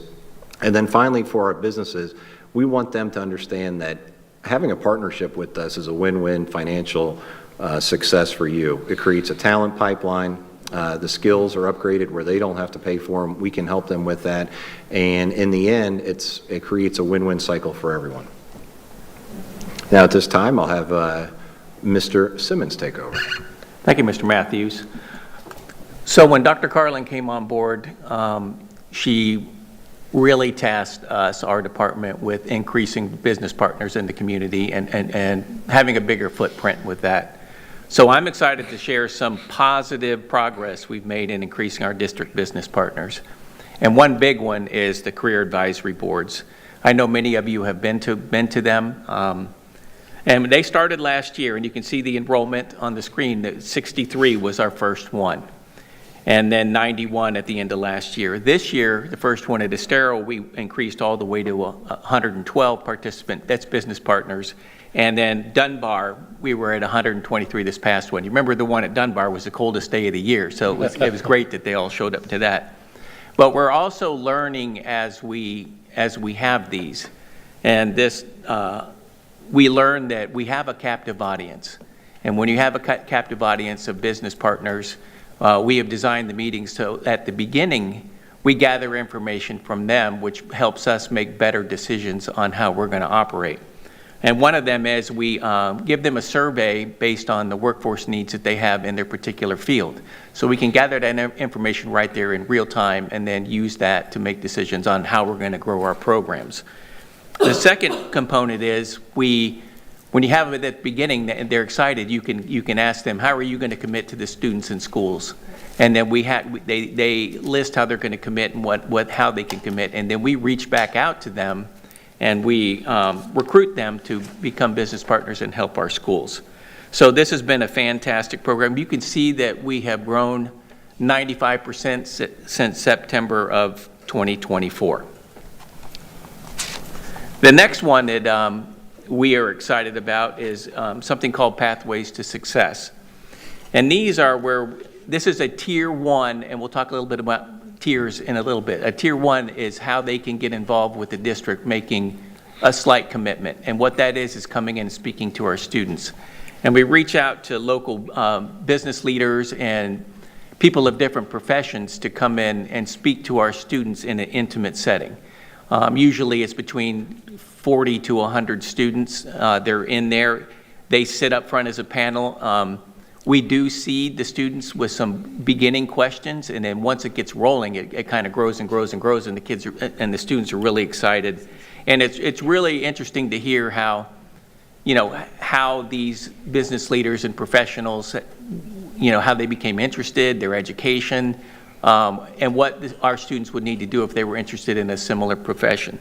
So this has really grown, and our goal is to have it at 9 different sites this year, and we've had well over 400 students participate so far this year. So if you have the opportunity, we'd love to have you come witness one of those. It's a really cool setting. The next page, we're just showcasing some of our biggest business partners that we have in Lee County, and this is a very small percentage, but you'll recognize a lot of these. Some of these are big-time companies and big-time, people and businesses that we have here in Lee County. Right now, I'll turn it back over to Mr. Matthews. Okay, so what are our current methods for involvement for our business leaders? We have found that best practice across the state is number 1 is just for the business leaders to come in to speak to our students and to our teachers to get a feel for our schools. There's always a misconception about what's it really like to be back in school. Once they get back in, we find that after about 2 or 3 engagements, we find that then they want to become an industry advisor where they come in and advise us on whether it's our electrical academies, our automotive academies, our nursing academies, whatever it might be. They get more involved in regards to what we're actually teaching. And then we always have businesses who are interested in donating money or supplies of some type for our students. This is something that we're going to become more focused on in regards to the giving, because we do know that some businesses have a budget line where they're interested in just giving sort of a blank donation, but we want to be more strategic with that as we move forward. One of the things that I found out in putting this presentation together is we have a lot of anonymous donors who donate to Fort Myers Technical College for some of our students who need anything at FMTC or Cape Coral Tech, and they do not want recognition at all. And actually, there's quite a few of them. So there's always a helping hand from our community for those who need it. And then I really want to focus all the way on the right, where this is really our career technical education department to the next level of what we're really working on. And that's with job shadowing, work-based learning, internships, clinicals, and pathways to employment. Job shadowing, just so we're all on the same page, a little bit of a norming here, is where an individual, a student, goes to a job site, they walk around, they pay attention, what does this person do, what does that person do? Maybe they get assigned to a person and just watch that person as to what their day looks like. A work-based learning is where they learn key skills during their classroom time, and then they go to the work site and then practice those specific job skills that they worked on in the classroom. And then finally, we see with our internships and our clinicals, we see this a lot in our medical academies, where they then go out and they work the job. They work the job, they have a supervisor, they're expected to show up at a certain time, have the duties of a regular individual, and then at the end of the day, they clock out and they're graded on how they perform those duties. And then finally, the pathways to employment, that goes directly into what we do with not only with our career technical education program, but then how it then bridges into OJT with on-the-job training, where we then go into pre-apprenticeship or apprenticeship in general. We do that on our own, as well as have partnerships with other entities such as Junior Achievement, where a lot of our students, by the time that they leave us at the end of high school, go right into a well-paying job. So what is our expansion for all of our partnerships? This is just our starting point right here. So we're at 490, and the goal is not just to have partnerships to partnerships. We want to have quality partnerships where everybody is receiving a win-win scenario. So we want to strengthen our advisory boards. We want to make sure that all of our schools have an advisor who's in the industry that can help those boards create the best quality product, with that being the students in the workforce. We want to increase our work-based learning opportunities, open up some more of our businesses. We have some businesses that are just absolutely amazing with work-based learning. I can name a few that you would already know, like Lee Health, BNI, United Mechanical, some of our Sam Galloway Ford. I mean, there's a lot that do a great job with this. We need to allow some others to realize it's a great opportunity. Pursue more funding and partnership opportunities. Again, be strategic and allowing that to grow on its own. And then community engagement. That goes along with the workforce signing day that we're doing with medical at Lee Health. We want more of those events so where more and more individuals know, specifically students and their families, that there is an opportunity for everyone once they leave high school. And then finally, at the end there, these are just hot off the press. I will be giving you, or someone from the team will be giving you, cards that you can take, and as a school board member, we would love for you to help recruit business leaders to get connected with the school district from your area to the schools in your area. All they have to do is scan that QR code, they fill it out, and we will have somebody contact them, and that can help us with career fairs, internships, pathways for employment, any type of classroom. It's a great engagement piece for you and your constituents. And then this right here is a little bit more of a detailed look in regards to what does expansion really look like. We talked about our advisory boards where we need every school, and we'll talk about that in our goals here, to have a strong advisor on every board. We need to strengthen our regional partners. We have a lot in our area, and we just need to, we already have a good relationship with some, but we just need to, go more in the cadence of a yearly cycle, that being like Career Source, Junior Achievement, throughout the district to really make that excel, and expanding the way that we do our the progression of job shadowing, internships, pre-apprenticeship, and apprenticeships. We recently just had a meeting with Junior Achievement, and I think they were taken back by the fact that we were like, we need to scale this up. We're we're not a little dog anymore. We're the big dogs now. You know, we got to get this thing going. And so they were excited about that. So we'll see some promise to that. And then, you know, Mr. Bredenkamp talked about the comprehensive needs assessment. Everything that we do is purposeful. You know, we don't just throw something and, you know, sort of spitball and see if it works. Everything has a place and a purpose. We want to be strategic with our time and our resources. And then those last two categories on the bottom there, you're going to see are things that we're currently working on at this time. Best practices throughout the state is the fact that we create a business partner guide and explaining a little bit more what we would like from our business partners, as well as some tiers and incentives. So we're working through that right now as a team. And then on the right here, it's really been an honor to work with the communications team, as they've been great at all the things you've seen on social media as well as on the website. We're going to have a dedicated page on the website for our CTE business partners, as well as telling their stories, our student success stories, metrics to show how it works, and an annual impact report. So more and more of what you will see from career technical education is going to be a community cycle of success for our students. So as we mentioned earlier in the presentation, based on the data that was collected by the schools and what business partners were involved in their school and their CTE programs, we did see some gaps where we can help fill, and we want to strive to do that. So we made some goals to be able to connect more businesses with the CTE career academies.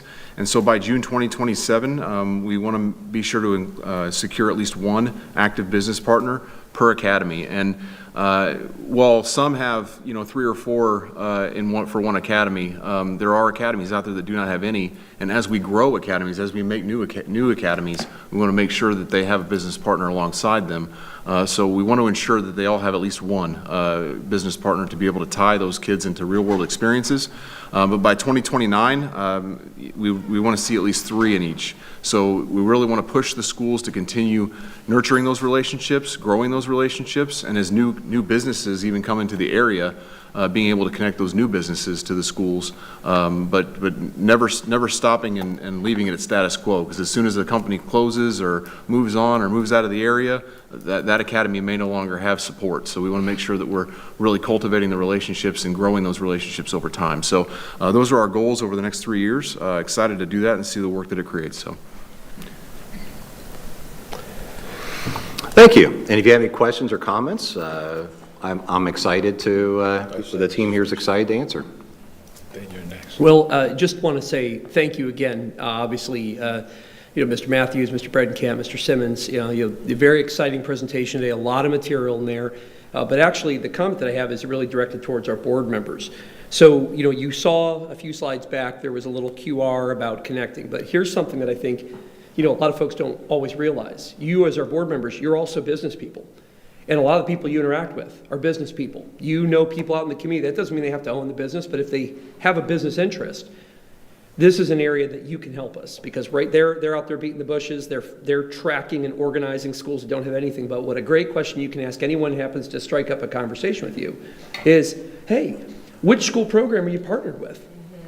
And if their answer is, well, I didn't know how to say, well, would you like to be, right? And that can look as small or as little, because I've got this little QR. What you can help do is grease that wheel. You give them that little QR, there's no excuse, because sometimes they don't know. They have to call somebody, they're going to schedule a meeting, maybe they'll get back with me, maybe they won't. They're organizing this so that you can help grease that wheel, because you're out in our community, you're talking to people. The best way to help change the perception that the school district isn't interested in meeting the current demands is to partner up. And our schools need it, and you can be that help. So it's really an ask to you all to help be their partners. And then if you don't feel like you have enough breadth to know some of the schools, whenever you go to a school visit, make sure to ask, I want to see Dr. Carlin, come on, I want to see some of these career tech ed programs as well. Push to get your eyes on those programs that maybe have great interest in, because you all have those connections, and this is a great way that you can help create real opportunities for our students. So that said, we stand ready for any questions or comments you have for the team. So I'm going to piggyback off of that, Dr. Savage, because I can tell you that the Board of Realtors would love to be a partner. And in fact, I had already made that note and was going to say something before you mentioned the card, because they've numerous times. So first of all, also thank you for this whole presentation and taking it to the level that it is at, because it's not been at this level where you've engaged us as well as the community as being part of the partnership. Because really it takes the village. And in asking for our help in that, and I believe every one of us at this table has somebody they know that can aid in our school system and would want to be, and they don't know how to where to start. So I think this is a start. In fact, I have a couple questions, so let me just jump back for a second. Regarding the Ida Baker with the Fire Academy, love it. So, and this is a conversation that Mr. Matthews, that we've had.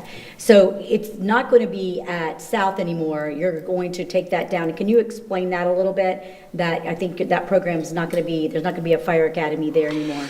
Yeah, I can explain that. So number one, we did not tell them that, so number one, we looked at it, and the best return on investment wasn't Fire One. The actual best return on investment was for the students to go into EMT, because number one, no pun intended, when they graduate with Fire One, they're going to have to get EMT and then do Fire Two regardless.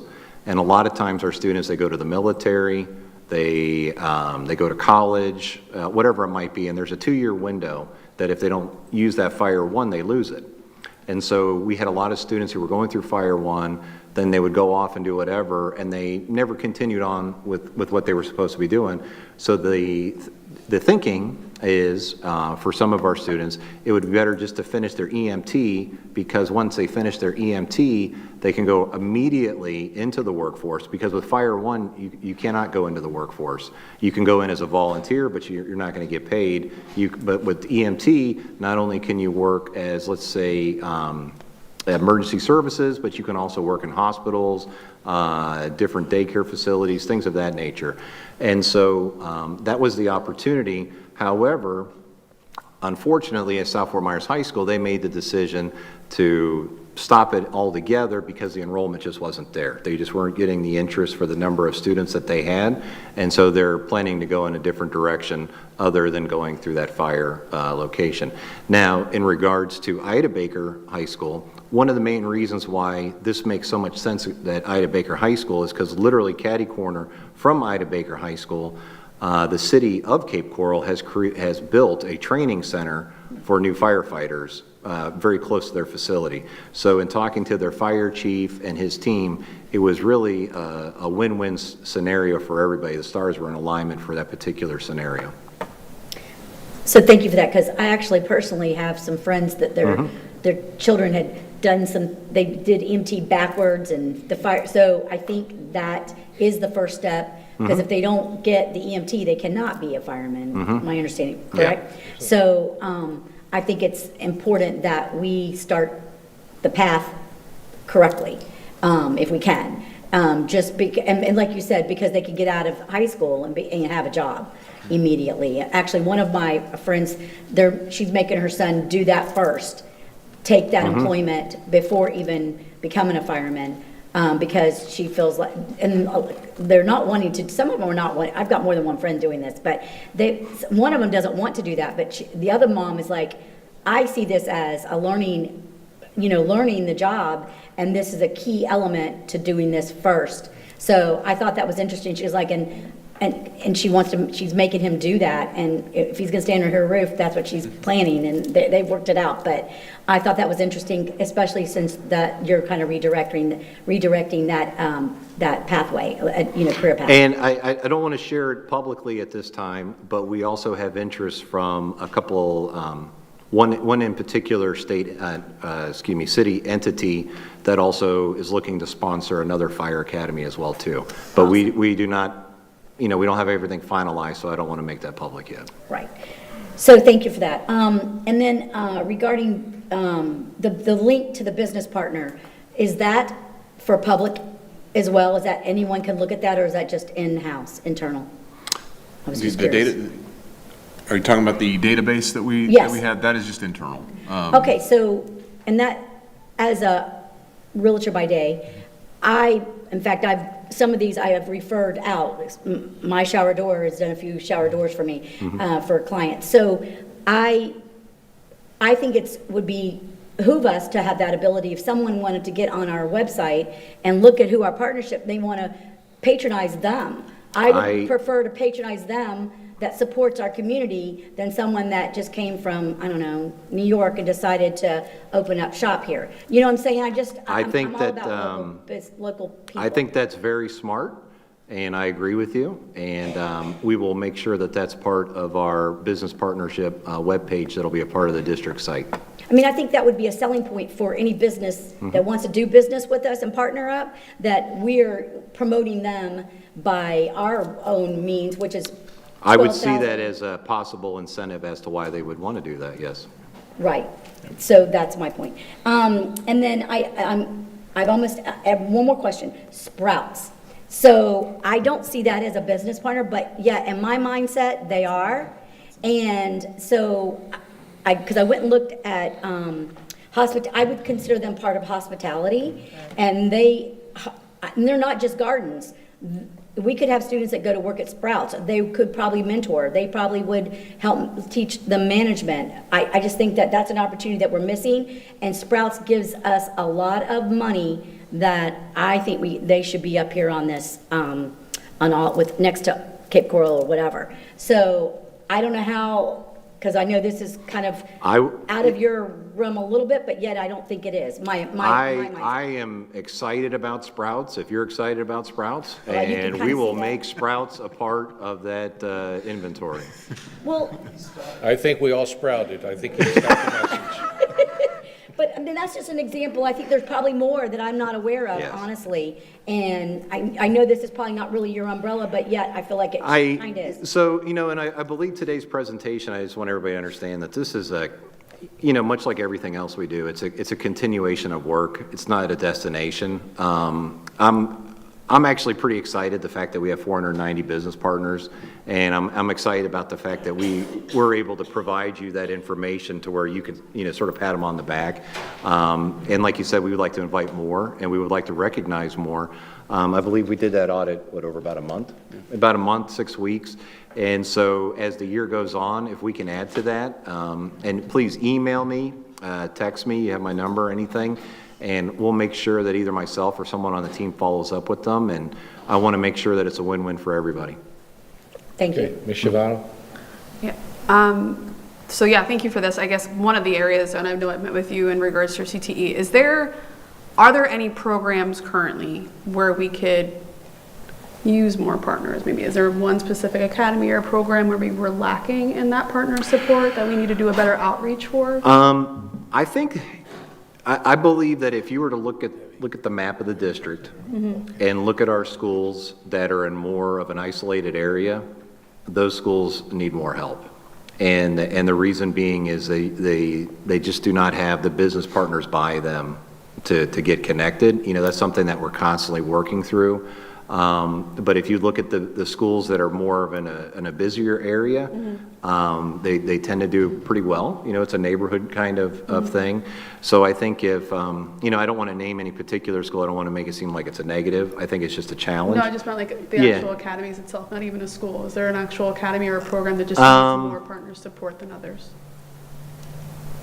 I would say your smaller, newer ones. For example, coming from Bonita Springs High School, the HVAC program, for example, there's not really a whole lot there. Okay. It would be one example, but your newer ones that that you're not able to pair up right away with one when we had started it before. Okay. I think just that's probably off the top of my head anyway. That's what I would say. And then there's some that would be not necessarily a straight link. For example, like digital design doesn't necessarily have a direct link to a specific business, but you could get really most businesses involved with that because they have a marketing component to them. So that's areas where we could grow. But I think a lot of this will come down to also just educating the school-based administration, the staff at the school, in how we cultivate business relationships, because I don't think they're used to this either. They're not used to this, connecting them with a business partner and growing that relationship. So I think that training and that helpful hand from us down here, helping them with all of that. I think that will help at least start some and then hopefully help build them. And if anything, the one other thing I would add too is, and we really do not have a problem per se with the partners in this industry, it's just sometimes I feel like we overuse them a little bit. I think we wear them out. Is, you know, and I believe Ms. Jordan could attest to this, is in the hospitality, the Restaurant Lodging Association, we have some amazing, amazing partners. And I think if any time you're out and there's a business partner that owns a restaurant, lodge, you know, hospitality kind of scenario that wants to get involved, I think the more of those individuals, the better. Because, as you know, the hospitality business is very time consuming, and anytime we get them out of their business to help our students, it really wears on them. And I'd like to get that a little bit more diversified if we could. Fair. Yeah. Okay, thank you. Yes, sir. Me? Okay. Well, I am really excited about Oh. this. Thank you so much for this presentation. And Mr. Simmons, you spoke about the pathways. I've seen that, and I've seen the students really get engaged with that. And I think that that is really great, because they do start off quiet, and then they, all of a sudden, everybody has a question. So I really appreciate being able to attend those, to witness what is actually taking place, which is always a positive. On slide 3, where you have the difference of the middle school, the high school. So when I'm looking at that, this is a great tool for parents when they're looking at, where do I want my kids to go? And they're looking at all these programs that we offer. But then I have to go to a certain school, and when I look at how we cut the proximity, Fort Myers Middle, we have one program there, where Dunbar Middle, which is part of that as well, has 5. We would love to see more at Fort Myers Middle. Well, it's, I'm actually very excited that you're sharing that, because we are actually working with Dr. Gibson at this time in implementing a robotics club for his students that we're going to be working with ROTC and a junior leadership program. So we're in the process of making that occur at this time. Okay, well, I would love to see that, because I know that a lot of these schools are feeder schools, and I think you spoke about that, and it used to be the ripple to the wave, which really doesn't work anymore. It's usually the ripple to south or everywhere else. So when you look at middle schools, I think parents do look at where's the next step for my child after middle school? How does that, how does that work together? You know, one thing I'd like to add statistically is we are seeing a real evolution of career technical education over the past 5-10 years. And I know that statistically, you know, just in our county alone, the interest of students who are looking to go to a tech school, 2-year school of some sort right after high school has doubled actually. So it went from about 15% to now about a third of our students actively want to go, and that's what they're telling us, so that number is actually probably higher. So we're seeing more and more of the families as well as the students who are actively looking at this and want to be a part of it.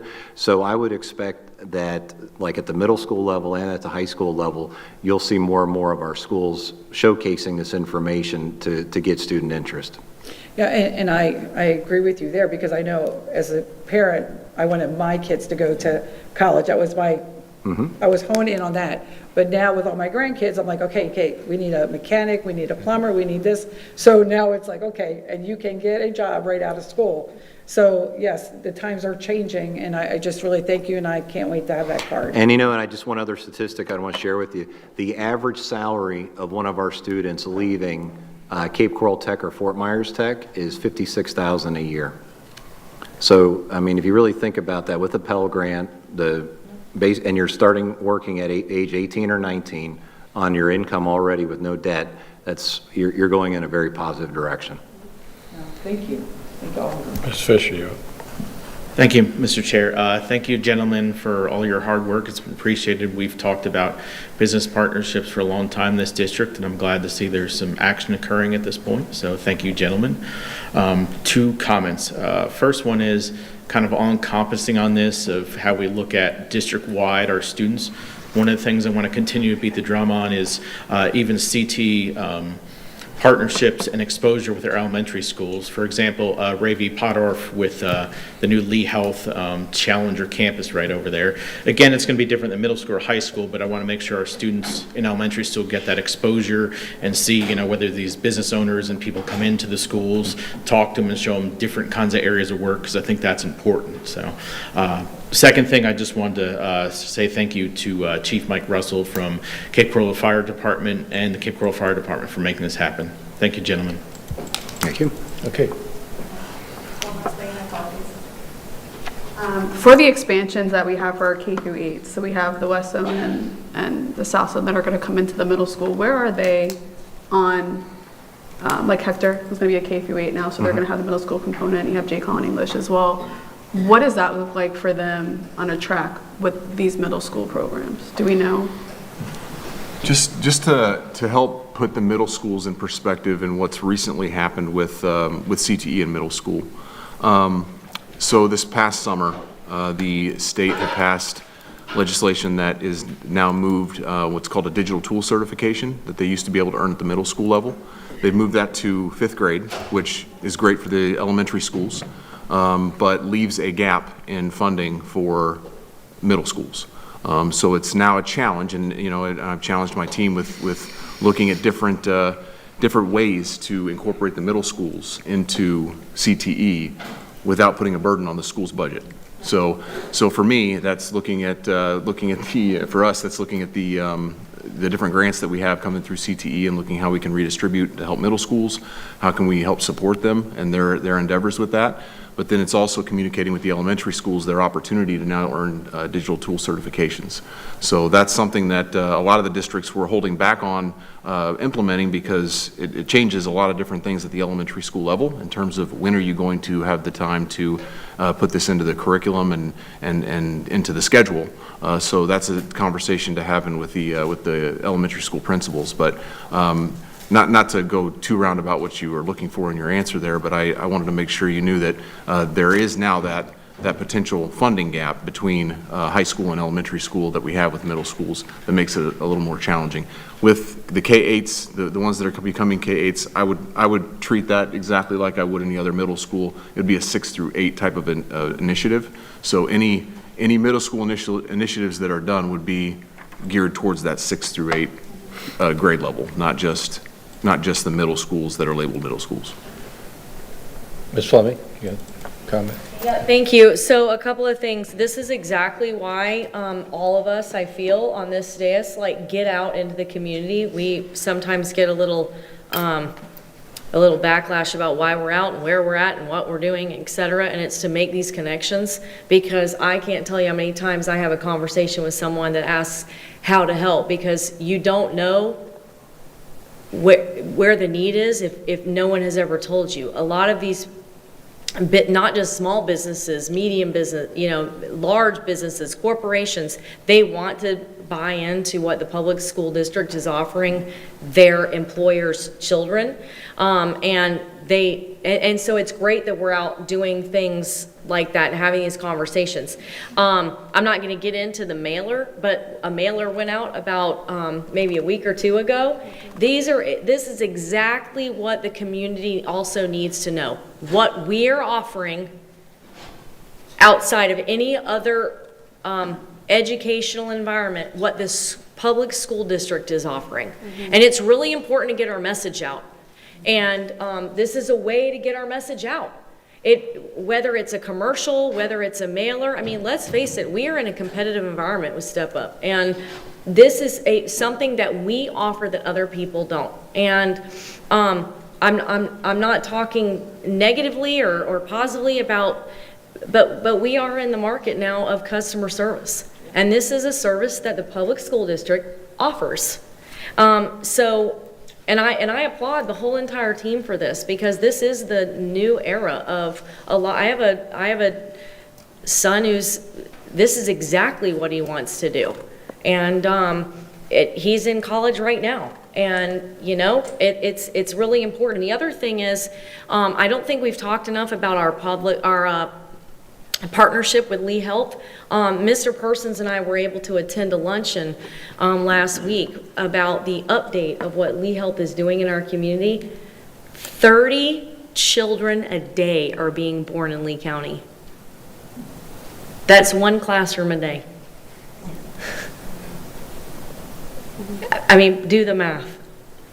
Those kids are going to go into our schools, they're going to need classrooms, they're going to need seats, and they're going to need opportunity in 13 years after they enter us. So this is just such great information, and the way you've laid it out, I really, truly appreciate it, but I just think it's important that we really, truly start to have these conversations that not just the trades, but also, you know, I was fortunate enough to go to the Fort Myers and Cape Coral technical graduations last year, and I gotta say, it was one of like my favorite things I've ever been to. And to see those kids walk across this stage and know that at 20 years old, they're gonna make X amount of money, and they're excited about it. So, you know, I just wanna say thank you, and thank you for all you're doing. If there's anything I can do, and I know this board is ready to step out in the community and meet people and greet people and educate them. So I just wanna say thank you for everything you guys are doing behind the scenes. Thank you. Okay. Go ahead. Thank you for sharing that, because that really just puts it like reality. 30 children are born a day. That's one classroom. I mean, thank you for that, seriously. So it just puts it all in reality. Boom. Thank you. Yeah, that's Chris Semino's famous quote when he does foundation funding. That's very convincing. Okay, I just want to sum it up by just saying thank you for an excellent presentation. It's all about life after graduation. Parents keep asking us. JD, you mentioned the comment about your own child. So I'm looking forward to my recruitment cards. So put your seatbelt on. You'll get a nice flow from my district, I'm sure. Okay, thanks again. Thank you. All right, moving right along. Next we have the audit quarterly update presented by Dr. Jennifer Cuban-McCoy.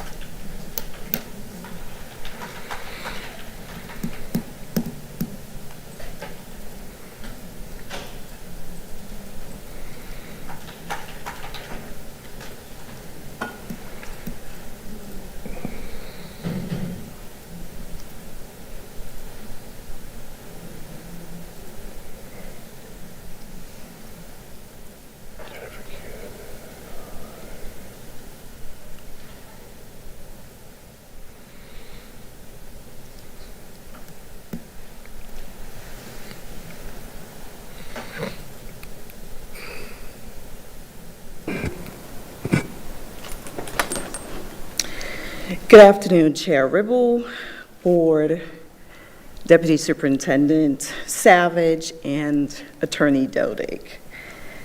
My co-presenter this afternoon is Dr. Beige, and we will be providing an update addressing the most recent Auditor General report. However, before we get started, I do want to go on record in saying I have no idea how we are going to follow the team that just left here with this update. So just needed to clear the air about that. Today's agenda encompasses 3 separate sections. The first will focus on the audit process, and essentially this is what we use internally, and we apply this to audits in terms of how we support and monitor. The second section will cover the current status, and here we'll highlight the approach that's being used with the current 24-25 Auditor General findings. And finally, the third section will provide some insight into the systemic approach that we want to engage with as a district. Please bear in mind that sections 1 and 3 have been shared with you at previous board workshops.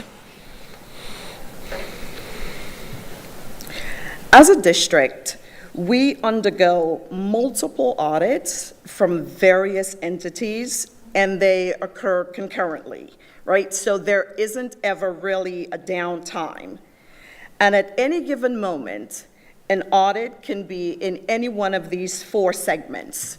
We can have an audit that is new and it's in the intake phase, and simultaneously we can have an audit that's at the post-audit phase, and we are monitoring that specific audit every 6 months. So we do have work that's running concurrently in any and all of these sections. It's important for us to understand that following a process is important when we're dealing with audits. For the purposes of a shared understanding, I'd like to define the term process as we're using it today. In this case, it represents a repeatable set of actions that ensures the outcome is independent from the individual performing it. That's critically important. A repeatable set of actions that ensures the outcome is independent of the individual performing it. This helps us to build an effective system and an effective process, and this is necessary because an effective process safeguards against system failure, particularly when institutional knowledge walks out the door or just from natural attrition. The 2024-2025 AG audit is the most recent, and these steps reflect our initial approach to addressing them. They've since further been refined, and that will be discussed a little later in this presentation by Dr. Beige. But the steps as outlined here are in a sequential order, and that is purposeful. It is intended to maximize efficiency and effectiveness. So, for example, we wouldn't want to be at the third step where we are attempting to monitor implementation of a plan if we have no idea who the responsible parties are, or even if those responsible parties have developed a plan, which would be step 2. So we're very purposeful about this approach. We're very disciplined about the approach. What we're doing in the strategy division is trying to avoid rushing to solutions and conclusions and then having to walk things back, and we're taking a very methodical, disciplined approach to the way of work. We've received the AG's report. That came in on February 17th.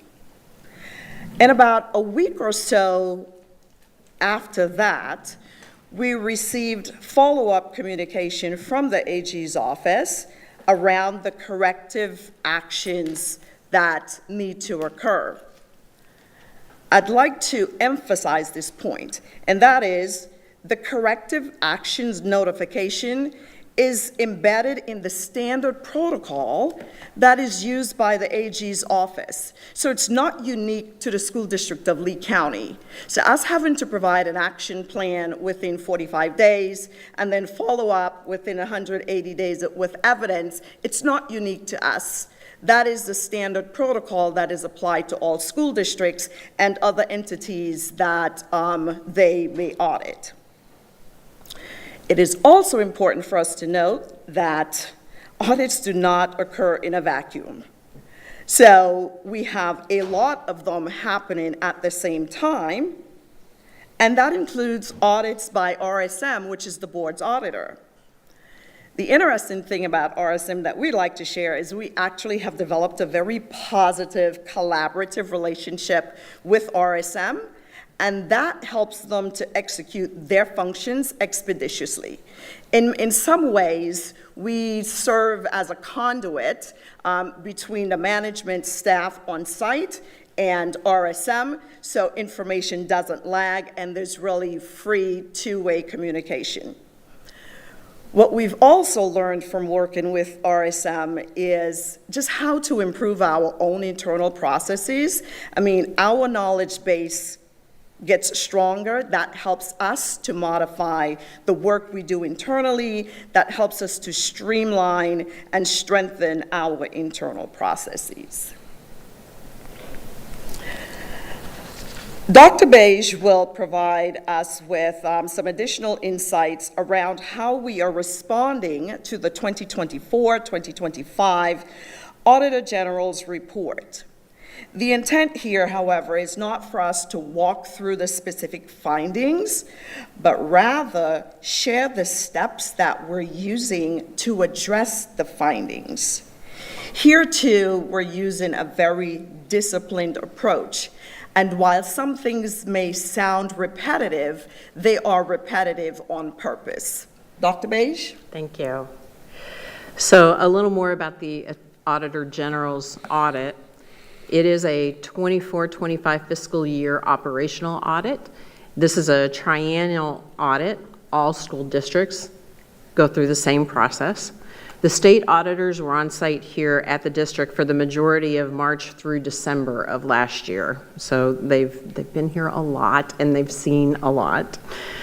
While their primary focus was the 24-25 fiscal year, their methodology explicitly states they'll also review selected actions prior and subsequent in whatever they need to help us understand better where our internal controls are.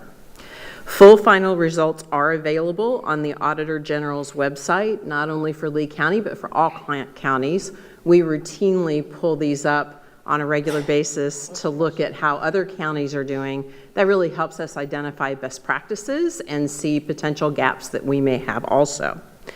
This particular audit resulted in 7 findings. That's a significant long-term reduction from the 15 findings reported in the 2016 audit. We've now successfully sustained single-digit results over multiple cycles, reflecting a level of oversight that's significantly more sophisticated and proactive than it was a decade ago. We're encouraged by those results, but we're still dedicated to further tightening our controls and oversight. These audit findings provide us a clear set of priorities to improve our systems and our management oversights. This is the process you've seen before with the addition of the extra 2 steps the state has asked for. As Dr. Cupid-McCoy mentioned, they ask for these same 2 steps in every county. And as a reminder, a solid process is just a repeatable set of actions that ensures the right outcome every time, independent of the individual performing the task. So we need the same discipline around the audit process as we do other processes. It's about building a system that outlasts any one person, and that's how you create sustained change. So this is the same process as before with 2 asterisk additions. By early April, the state's asking for corrective action plans from us, and that means providing them simply with a plan that's going to correct the findings. This fits into our existing audit process. Our first steps are always to identify process owners and develop realistic action plans that are dated. We've already begun that process for these findings and are well positioned for that April deadline. As we do with all audits now, the action plan includes ongoing monitoring steps. We want to make sure that we have an opportunity to find obstacles before they prevent us from meeting our deadlines.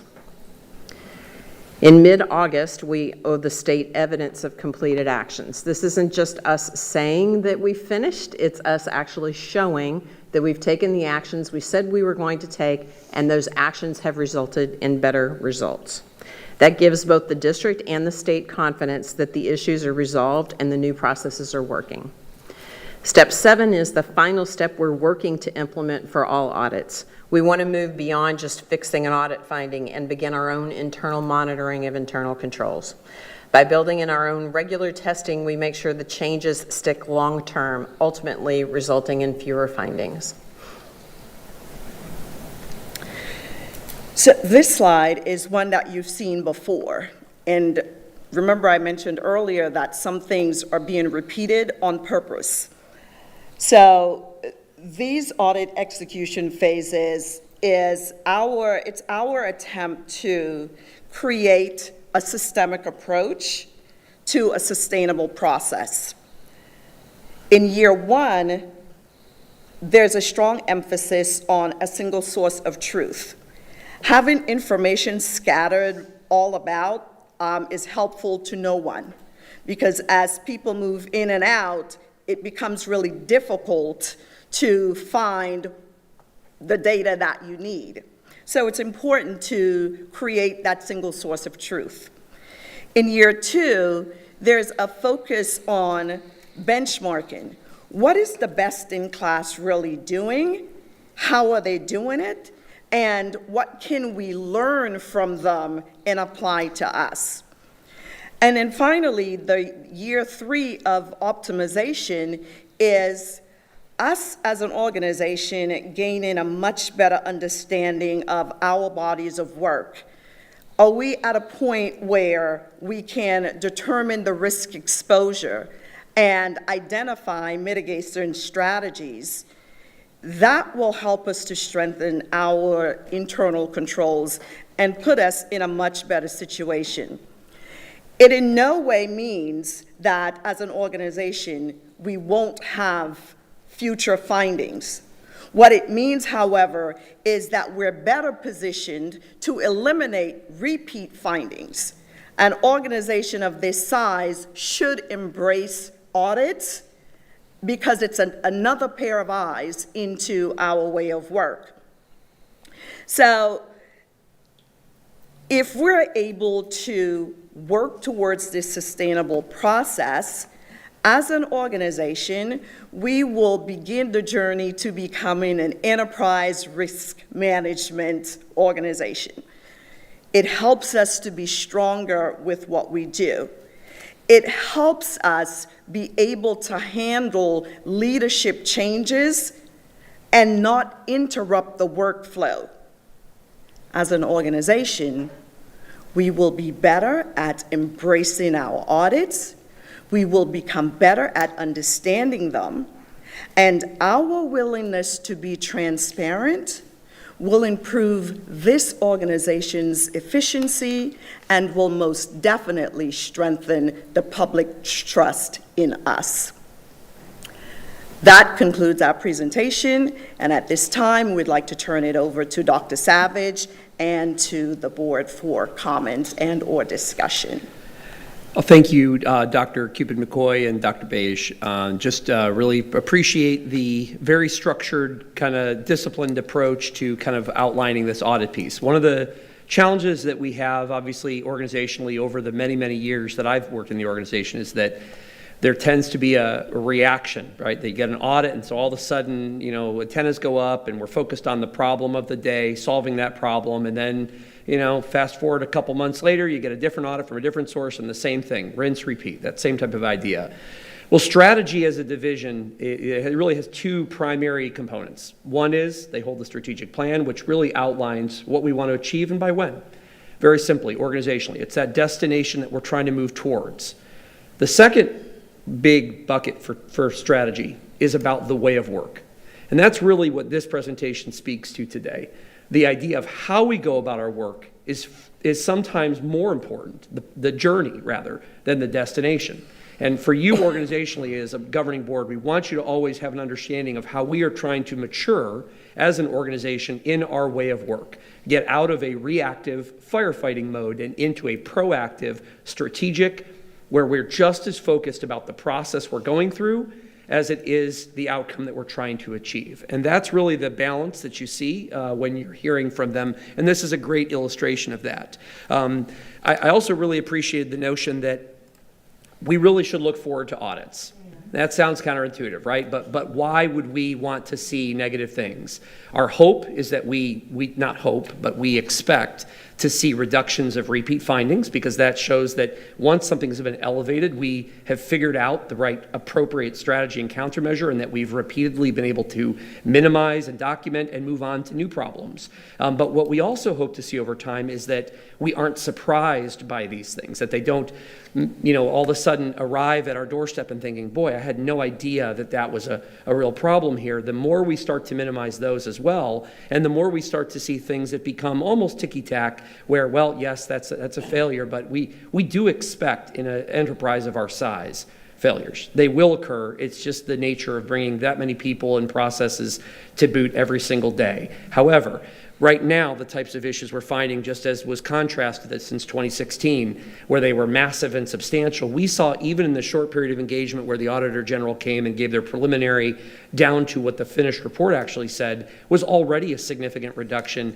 after really a significant period of engagement with our staff. So there's already that ability of working together. I want to highlight, even though it's not part of this, RSM. That is your auditor that you've chosen as a board to hire a firm. They are our partner as well. We're all partners in this work on behalf of the superintendent and the staff with the board's auditor. And so just really appreciate any questions you may have about the process. If you have any specific items about the specific substantive findings, I would say let's probably not dive too deep in, as we're continuing to produce and following that plan related to the corrective action as well as the monitoring action. We have lots of opportunity to kind of bring you more feedback on specific findings. But if there is something burning that you felt you had to ask, certainly we'll stand ready for any questions you may have. I want to just make a comment. Usually I let my peers go first, but I feel strongly about this audit process. And I come from a culture where we breed the euphemism that we love bad news. We love bad news. And if we love bad news, that means people are going to be honest, and they're going to use integrity reporting things that need to be improved.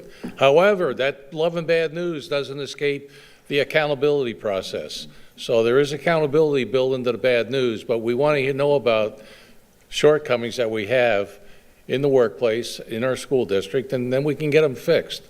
But if we overreact to the bad news, that's only going to cause people to hide items, not be honest, and then we're going to have bigger problems down the road. So I just want to move that on with our peers for comments. Ms. Schiavone, you have a comment? Yes, thank you. So thank you for the information, and thank you for the time I know you spent with each of us kind of going through all these pieces. And there's three things that I kind of wanted to highlight and stress if it was missed. This type of audit happens every 3 years, so it's not a surprise that we were receiving this audit. As one of the newer board members sitting here, this was the first one I had seen. So that was my question of when does this happen? It's every 3 years. Okay, cool. Outside of that, with the changes from when this was done in 24 and 25, again, in the middle of our beginnings of serving here when I joined the board, there were already department changes and structural changes of responsibility and where these things fell. So there's the strategy department and where you're overseeing it. So now, in the past where there wasn't ownership and it was kind of spread throughout as you had stressed, there's now one department that is singly focused on viewing all of these things. So that was my second point. Third, stressing that there were less findings than previous, which was, again, a kudos. I don't believe in perfection. I'm not saying that we're going to walk on water. I believe there's always room for improvement and to be better. So to say that we're never going to have a finding, no, things change, people change, things happen. We have humans involved. So I'm not expecting perfection, but understanding that the changes were already occurring with this new change of the board and the administration, and that ownership and that view, because the first thing I ask is, well, what are we doing about the old ones, and how are we tracking this and making sure that we're doing something moving forward? But also stressing that, when things are released out into the media, I feel like it's always a clickbait piece, but we were aware of this at the end of December or January. This information was shared with us, so it wasn't something that we were just made aware of when it was announced in the news. So I also want to stress that as well, that these conversations are happening behind the scenes, and we're having our meetings and having these discussions. So again, thank you for all of the hard work. We are a large district, and there are a lot of moving pieces, and I know there's actions and things that are taking place way before this audit came out, for you guys to get a handle on that and track that appropriately for us, so I appreciate it. Thank you. Okay. Any other comments? Okay. Last pass, no? Yep. I'll just say, I knew she was good. Dr. Cupid McCoy, I thought this was fascinating, even after Mr. Edwards and his team, so thank you. Thank you very much. Tough act to follow. I do. Go ahead. Okay. So, oh, I'm sorry, I have a couple questions, I'm sorry. He let you go soon and wasn't looking to his right, so. Well, all you have to I've gotta do get is, you some my name's pictures. Bill. Okay. That's all you got to say is. Well, Bill, Bill. you chose to talk first. Yeah, So- but, oh, whoa. Okay, we're not going there. I'm not going there. You're good. First of all, thank you. And I just for history purposes, this is a lot different. We never really discussed, an action plan was sent later, it was more like a rebuttal. And then they waited for the state to rebuttal back. It was almost like tennis, they were playing tennis. Armor would enjoy that comment. So I appreciate the transparency and the accountability piece because it's huge in being better and trying and acknowledging that we can do better. And I'm on the audit committee, so I just had a couple questions. I wanted to make sure that the audit committee received copies of the Florida auditor's reports, as well as when you do the action plans that, number one, that we would receive a copy, as well as the audit committee as well. And then I am curious, like, I didn't see in the actual process that you had a timeline expectation, because I think that's really important, of when the corrections are made. And then, like, if we can be told that, how you're notified, that the board would be notified that the corrections have been made, and here's what's happened, here's the plan that, here's the compliance piece. Mainly because we are oversight, and the only way to have that oversight is to have the acknowledgement of it and get the information. So that's really that I find that's, we just need to be able to see the action plans, because I understand that they may be corrected, but I would like to have the information to know it and not just say it was corrected, if that makes sense. That makes total sense. Thank you. Yeah, I could try to just real Thank quick. Thank you for the feedback. So, one thing is on this particular audit, not all of them are quite as rigid with the structure, but for any of the ones that come through the Auditor General that are the triennial, the once every 3 year AG operational audit, those have this defined on slide 7, the one that we have there, that is always the same time period. So what they'll have, and just for all of you, there is the board member who's not here today, Mr. Persons, the chairman of our, who again, he is the member who sits in when they initially come for their pre-reading. So he has that piece and brings that awareness back to the board of, hey, there was that initial piece. Again, it's all kind of predetermined, and they do the same process with all the boards. Where we've actually gone an extra step, a little deeper, is that we've asked, and this is something you all talked about with RSM, is to have a quarterly update with our strategy piece. And so they're working in concert to close and report to you findings, both to you, to the audit committee, on any of these particular audits, so that we're gaining deeper transparency independent of the specific audit, but really just looking at closure of open items versus closed items. They're tracking them.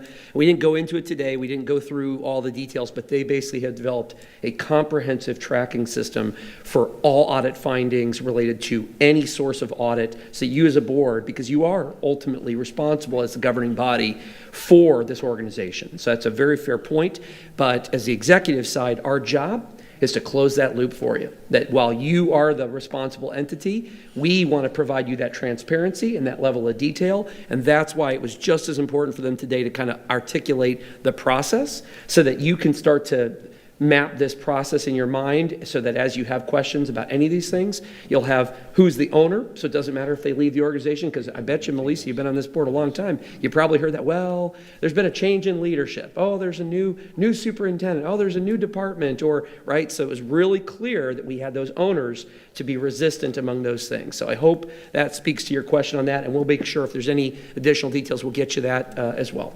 But thank you so much for raising those issues. Thank you.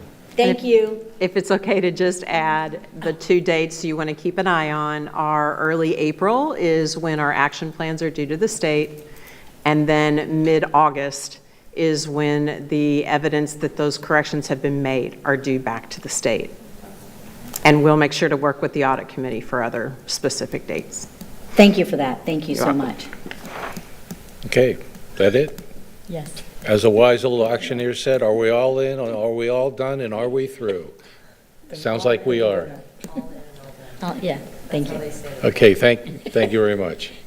All in. Okay, next we have the ESC clustering for year 2027 by Rachel Gold, Amy Burke, Susan Ellinger, and Scott Kozlowski.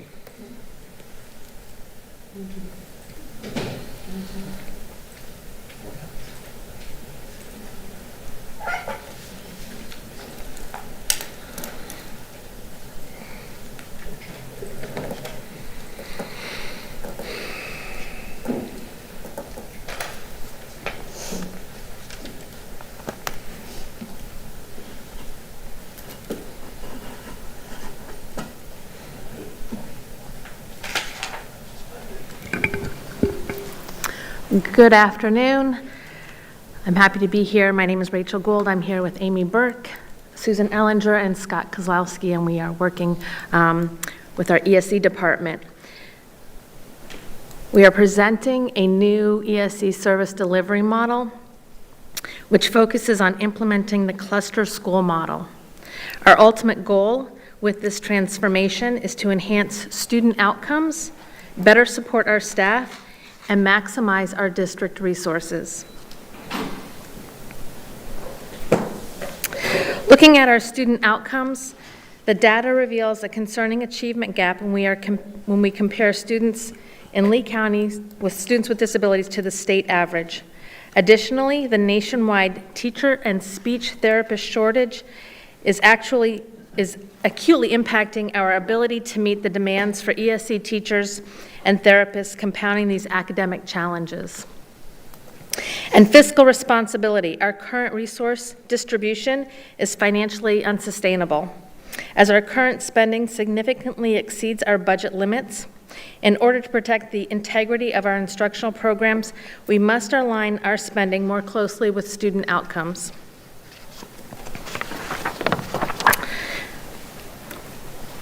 To address these challenges, we are implementing a shift from diluted resources to centers of excellence. Currently, our resources are spread too thin across multiple campuses, resulting in itinerant staff losing valuable instruction time to travel, and specialized equipment going underutilized. The solution is the cluster school model, which concentrates specific programs to ensure that specialized resources, equipment, and expert staff are pushed directly to students who need them. These clusters will focus on functional and life skills, social communication, and behavior support. We based our models on 3 strategic pillars. Starting off, we're focusing on the benefits for students, because that's why we're here. Clustering our programs will allow our students to access wraparound services by our specialists and therapists, truly enhancing our multidisciplinary teams at the schools. We are also able to invest in specialized equipment, which includes self-regulation spaces and incorporating daily life skills into classrooms. Additionally, it will provide us an opportunity to create meaningful cohorts for our 18 to 22-year-old students who need age-appropriate peer groups. Next, we focus on teacher retention and staff support. Clustering our programs will foster professional collaboration for teachers to share resources and support one another. It provides full-time behavior support for our behavior clusters, It also allows for clearer definitions of our service delivery models, which will not only assist our teachers, but our families as well. Lastly, we will focus on itinerant efficiency and resources. Instead of our itinerant staff worrying about Lee County traffic and road detours, they can focus on providing the services that our students need during their school day. That means our speech-language pathologists, our occupational therapists, and physical therapists, and our behavior specialists can be face-to-face with our students, not on the road with our sightseers. Additionally, the return on investment with our adaptive and sensory equipment can be increased due to the fact that it will be available to 20 to 30 students or even more, instead of the 5 to 10 we currently accommodate with the number of classroom and sites we service.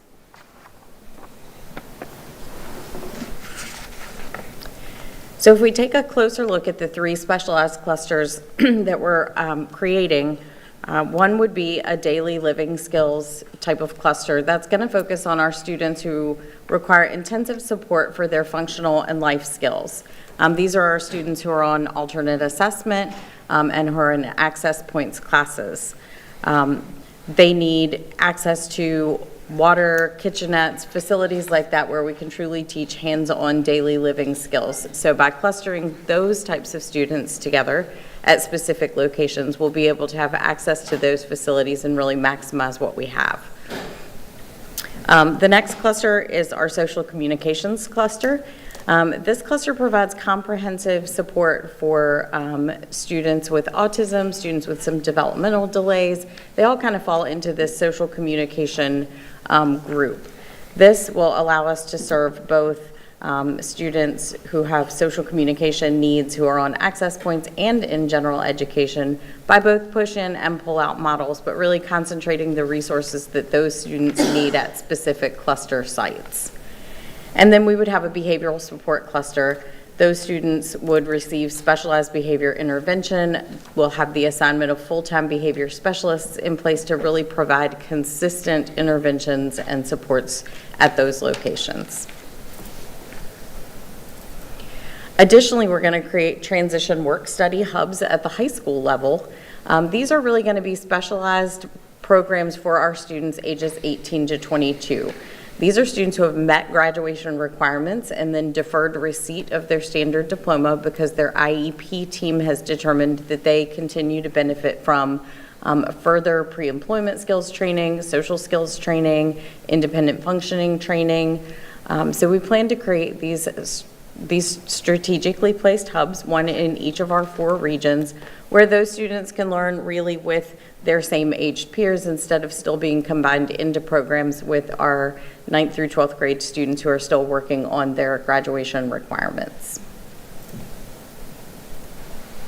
So just using West Elementary as a proof of concept model, you can see that over the next 2-year period, from now until 27-28, if you just look at West Elementary, currently we have a total of 56 ESE self-contained classrooms, and in 27-28, that would be consolidated down to 38 self-contained classrooms.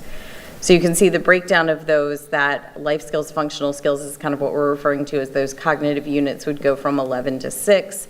Our social communication units would go from 42 to 28. And our behavior clusters or behavior units would be clustered from 5 down to 3. So that is the concept we have developed for district-wide through all the regions to look at more efficiently serving our students.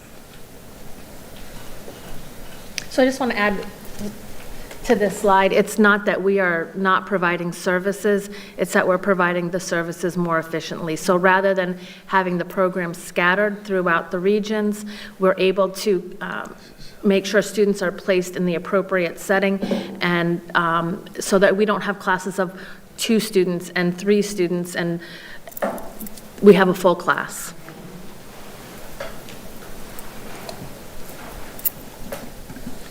Rolling this out will be a deliberate two-year process. Stage 1, or phase 1, excuse me, has already been completed. This is where we reviewed all the IEPs and separated them into categories to ensure that their needs were going to get met.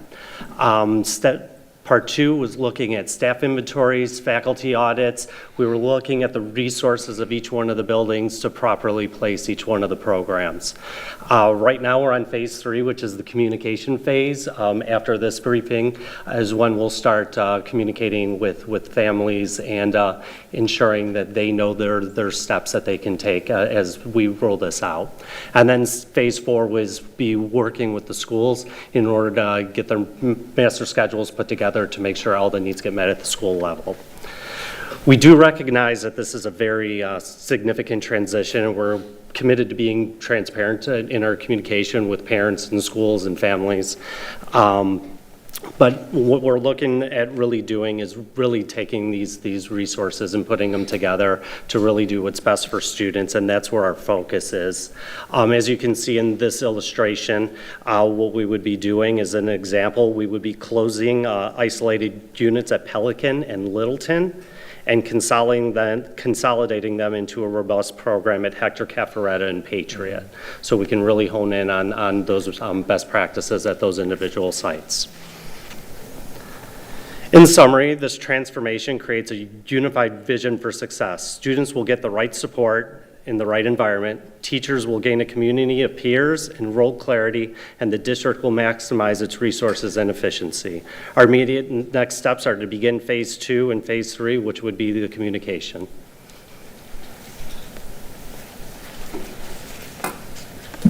We look forward to your comments and questions.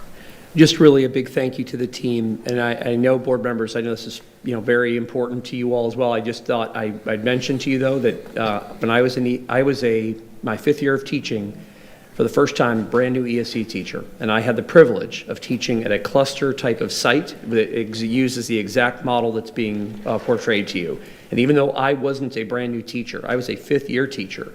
It was my first year teaching completely self-contained students with disabilities. I had never done that before, and they were all there for behavioral disabilities. And I worked in a site like this, and I got to tell you, it was an incredible environment as for my students, for me as a brand new teacher, because you had a much more robust support system by consolidating resources in fewer schools. And it was in Gainesville where I taught this, but it was incredible. I got to learn from incredible masters, folks who'd been doing it their entire career, whereas in our current model, the way it's distributed across all of our sites, there may be only 2 self-contained classrooms, and one of them might even be a vacant classroom. So what happens when your paraprofessional is sick that day? What happens when you're not going to be there? What happens if your colleague isn't there? There's no support system. It's kind of figure it out. When you're in a robust site like this, it's good for students, it's good for teachers, and it is a much more efficient model for doing business. And I think the only reason we probably didn't do it is because of the choice system, the way it's currently set up. We wanted to make sure all the schools had different programs, and so the intention was very good. But the application of it, particularly when you have vacancies, your highest area of vacancy, this is just a very strategic, very thoughtful, but I wanted to tell you as a person who was one of those teachers, it was the best thing that could have ever happened to me professionally and for my students. So I just wanted to credit them, the work, and then we stand ready for your questions. Okay, board members, questions? Debbie? Thank you. I really think that this is a great tool for our families. I really love this. However, I see West Zone Elementary, but what happens to the other zones? Where are they at? Did I miss it? We just put one example, and I can give you the sheet of everything. Okay, so there are. We can get. Because I think everybody yes. will be looking at this and going, there's only one in West Zone, we forgot No. East. And Yeah, I just each want to make sure that's region- out there then. Yeah, each region has their set of clusters. Okay. Yes. In every zone. And then, so that's for elementary and middle. Elementary, middle, and high school. Okay, perfect, because middle wasn't on here either. So thank you for saying that. And then transportation for those children in those zones will be provided for them, correct? Correct. Okay, I just want to make sure of that. And then speaking with Jared Eady, he's, Jared Eady. The other Jared. McKinney. He's excited about this plan because he thinks it will be more efficient for his drivers as well. And rather than picking up, 3 different buses on one street, it will be more efficient. Okay, so then in saying that, with the students that you're picking up, are you picking them up at their door, or are you picking them up at a stop? Or is that something that you're It will gonna depend figure on out? what their IEP says. Okay, thank you. And then my last question is, I don't know if you're going to incorporate that here, but the 3 to 5, I think it's called the foundation? Yes. I can't remember what it's called Yeah. now. It's Foundations at Baby Success? Correct. What are we, because there's like 2 children in there, so what are we doing with them? Are we going to incorporate those children into this program? Because I heard Dr. Savage when he said, I'm a teacher, I was a teacher and I was put in there, he did not understand how that all worked, and that is what we're doing right now. We have teachers in there who are teachers and have never been a part of the behavior.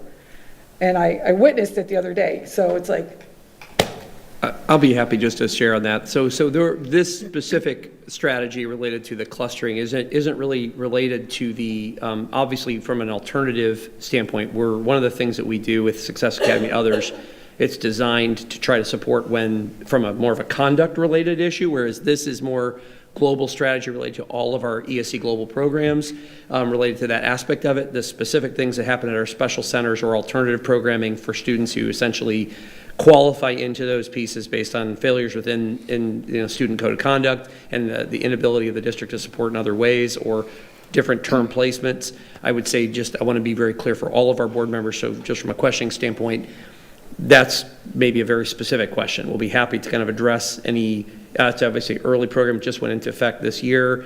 Happy to talk about any specific challenges with that program and its effectiveness at this point, but I just didn't want to conflate that particular one with this more global piece of it. But I appreciate the question. We'll certainly be able to get some information together on that and bring more comprehensive information on that program so far. no, and I appreciate that. because there was that one part in here which spoke about behavior, so that's why I brought that up. So thank you.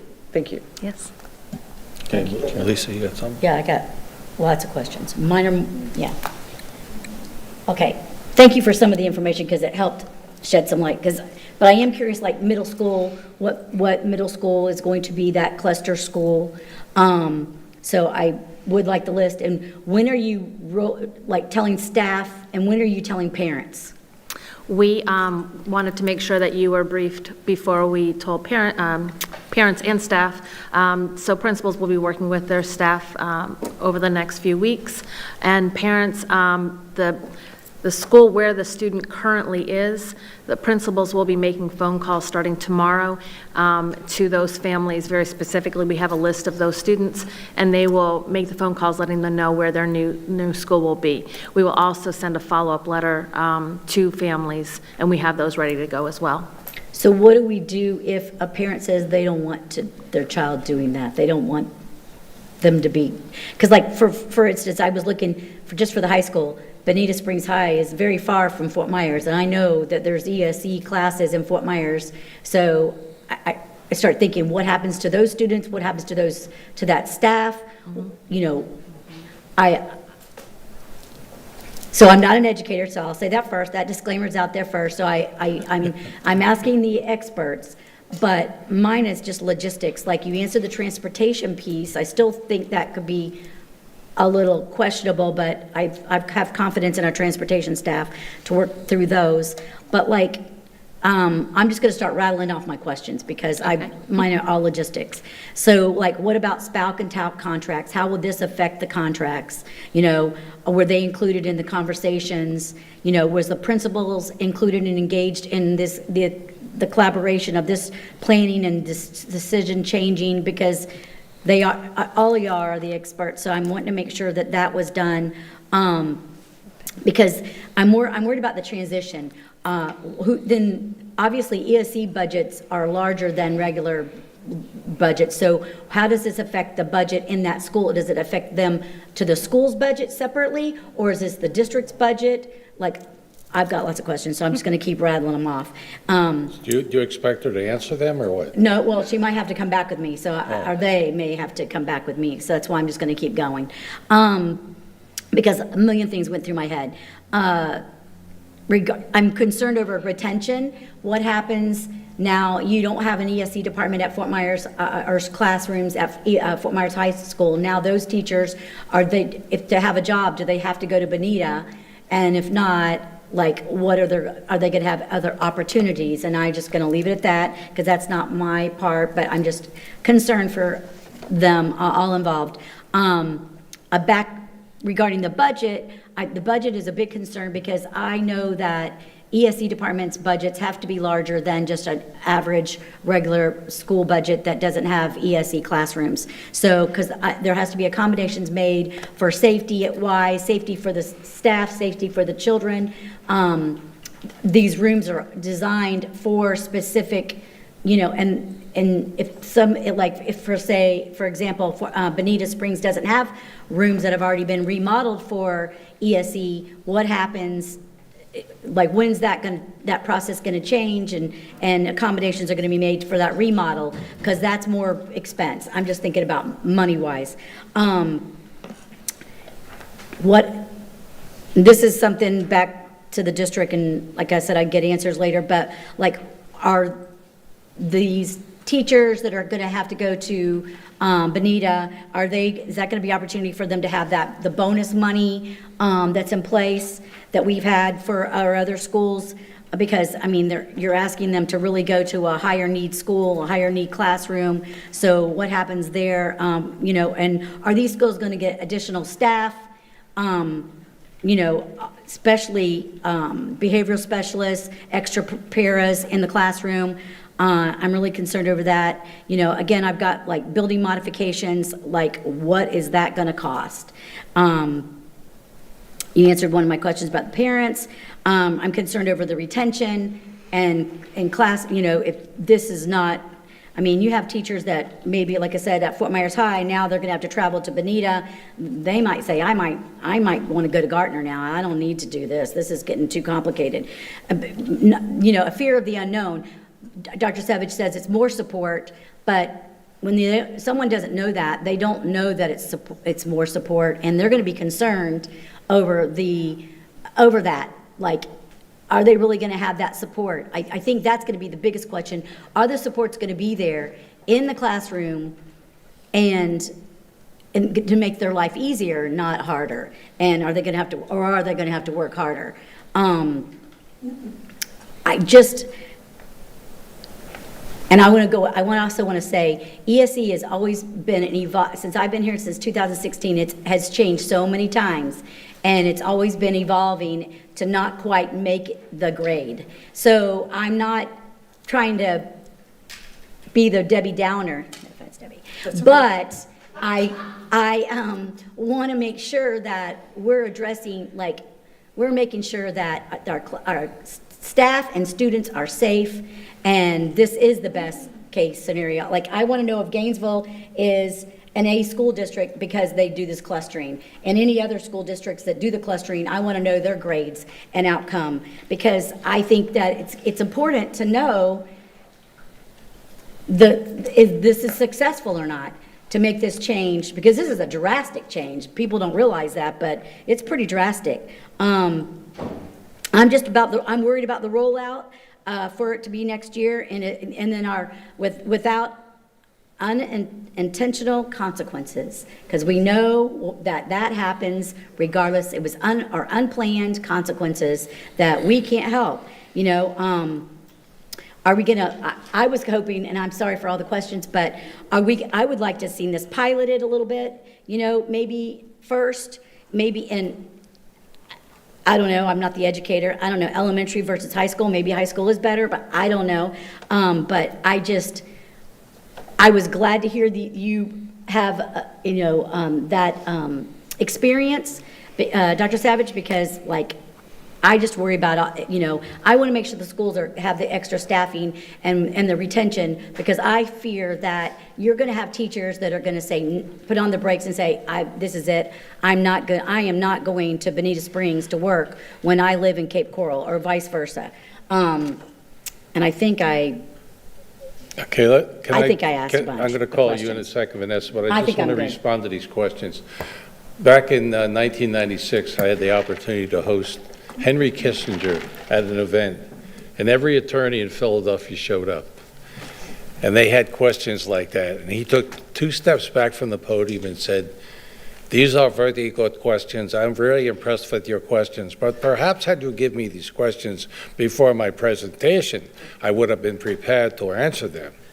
So maybe we need to go upstream, and we know we're going to have this presentation. Well, this is- They're impressive.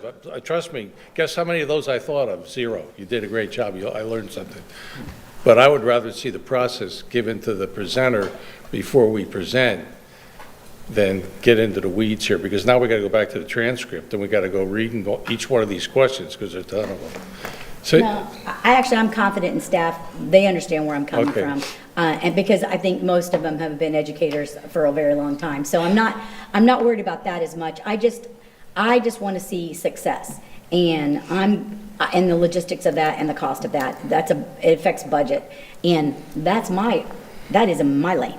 So I will always, expect accountability for that, and none of that was talked about. So no offense to the presentation, but there was, nothing talked about that, and Okay, good. can be expensive. okay, good comments. Vanessa? Thank you. I can answer one question. Talc is aware of it. Thank you. You're welcome. Thank you, Mr. Dodig. So, real quick, because I know we talked about this briefly in our one-on-one, and a lot of these questions, I know, were asked and addressed, but more specifically on slide 6, when we were talking about time and location, these zones, my understanding, have a group of teachers that travel to each school based on the zone. So they're already traveling to these schools with these students. So the travel is already happening. Now we're just asking them not to travel as much. The other component in terms of the schools, these schools that were selected, and I know we had this conversation again during our one-on-one, are already equipped, which is why these schools were selected. Correct. So that piece. And then in terms of the dollars follow the children with those accommodations. So the budget is reflected with those students that are assigned to those schools. Because I know that was another question in terms of fiscal responsibility. Are we saving the money? Are we doing right by our teachers because they're transferring? And then what additional cost is that going to be to our current facilities? And that was all addressed during our one-on-one, so I appreciate it. So I just wanted to maybe clarify that, because I know I had those questions when we had our one-on-one when this was addressed. And that's all. Thank you so much. Thank you. Okay, any other questions or comments? All right. No. Oh. Go ahead. This was not brought up in my one-on-one, so I need to talk about that. Because this was very new to me.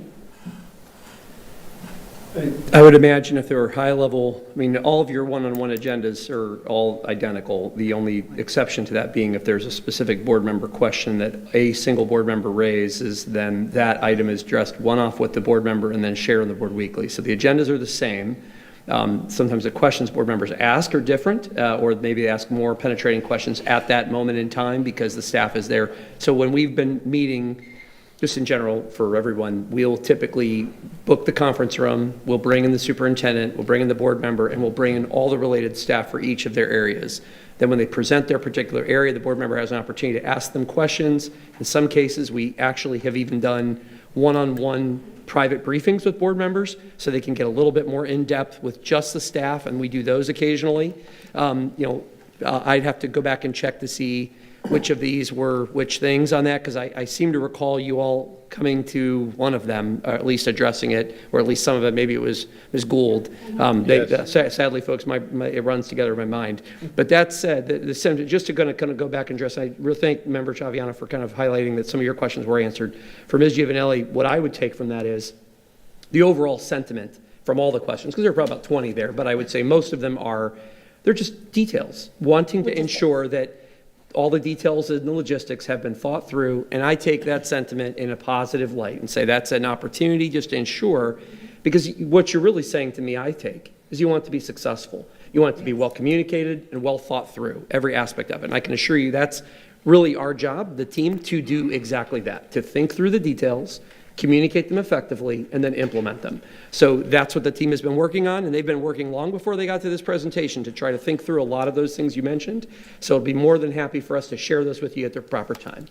And we'll make sure that you have answers to all those things and more, because again, most everything that I heard you say, I think they have answers to all those things, right, as part of their planning process and their communication process. So really appreciate you doing it, and I appreciate just the trust to say, hey, I'm going to share this concern, but I'm giving you all that benefit of the doubt. So thank you for that as well. Right.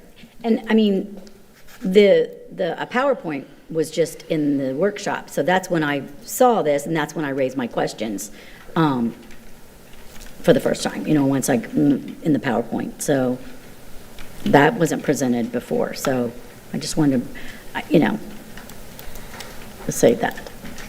Because I would have had a lot of questions at the time, I can assure you. Thank you. Okay. We'll work on that for you. Is that it? Moving right along? Okay, we have no public comment, is that correct? That's correct, sir. Mr. Dodich? I will dispense from reading the rules. Okay, any comments for good of the order? Okay, moving right along. It takes us up to board member comments. Mr. Fisher. Thank you, Chair. There was a FSB Board of Directors that I attended virtually last week. I sent you all a recap of what happened there from them. There's some changes to the strategic plan as well as some nomination processes, procedures. So if anyone has any questions, please feel free to reach out. Going to other committees, Drug-Free Coalition, there's a very interesting video explaining Drug House Odyssey that was produced. So I'm happy to share that if anyone wishes to look at that. That's all I have for this time. I'll leave the rest for tonight. Thank you. Ms. Giovanelli. I'll be short and brief. I know because we've all was Read Across America. I think I probably had the funnest time this past week, especially for some of the books that I read. They already knew the answer, so they were pretty much like guessing before I knew, because it was a new book that I thought it was new, but it wasn't apparently. They knew the answer, so it was kind of cute. That was kindergarten. So I had a great time with that. A couple things I want to bring up to the superintendent. I had a call, and I know that they were going to reach out to other board members, but we have, and this, to bring it to the safety attention, we have cross guards that are directing traffic, and that's not their job. They're not even directing traffic to allow students to pass and cross. They're going out in the middle of McGregor, to be honest, and having them go left when, and the other concern was that when they tried to contact the superintendent's office, the constituent, whoever answers the phone was not polite and disconnected them. And so this person is very, this constituent in our community is also a government employee as well, so they're well aware of how things should be. And they felt she was getting the runaround. So she's supposed to be sending an email. And like I said, I know she was reaching out to others, but this is not the first time that the crossing guard has been caught allowing traffic to make left-hand turns and helping traffic out when it's not their job. Thank you for raising it to attention. Yeah, because I think it's a safety issue, because now if they're doing another job and not really, where are the kids at on this? Crossing guards are not permitted to direct traffic. That's not, we'll certainly follow up, and we'll make sure on both of those items. Okay, and I think that is it. I do have another one offline I will talk to you about. But anyways, that's all I have. It was a great week. Thank you. Okay, Jordan. Okay, well, I was going to pull an item for this evening, but instead I'm just going to read this my little brief thing here, just say. Okay, and this is regarding consent M4. The board's fiduciary duty is evaluating candidates for the Deputy Chief of School of Operations and others, extends beyond confirming minimum qualifications to ensure appropriate alignment between the person, the position, and the process. Given the substantial financial, logistics, and system-wide operation responsibility of the role, while certain candidates meet the baseline eligibility criteria outlined in the HR rubric, the board must also consider demonstrated performance and outcomes, particularly where documented school-level budget challenges raise reasonable questions regarding readiness for oversight of a multi-million-dollar budget and district-wide operation controls, consistent with its duties of care and stewardship of public resources. The board must prioritize candidates whose record of financial, fiscal discipline and operational leadership aligns with the scale, complexity, and the risk profile of the position. And even though I know that by our statute, we must approve what comes before us unless there is something outrageous, I just want to make sure that I have my concerns, and I just wanted to put that out there. And I thank you very much. Okay, thank you. Jada? Thank you. Yes, I also had such an amazing time at all of the schools for Read Across America. Literacy Week is always fun. I come from that elementary school world, and there's a theme every day, and it's just exciting to see children be excited about reading, because I have a high schooler and a college-age child that doesn't love to read anymore. So I just, to share that joy of reading is amazing. I do want to give a safe, a shack update really quick to the board. We had the most amazing man come, and many of us are getting ready to go to the JROTC ball to celebrate our JROTC students. And the bullet points he went over and the success stories of these students who he has been able to, he's too humble to say he's inspired, but I am telling you, this man has inspired many people, and we're going to probably see him this week.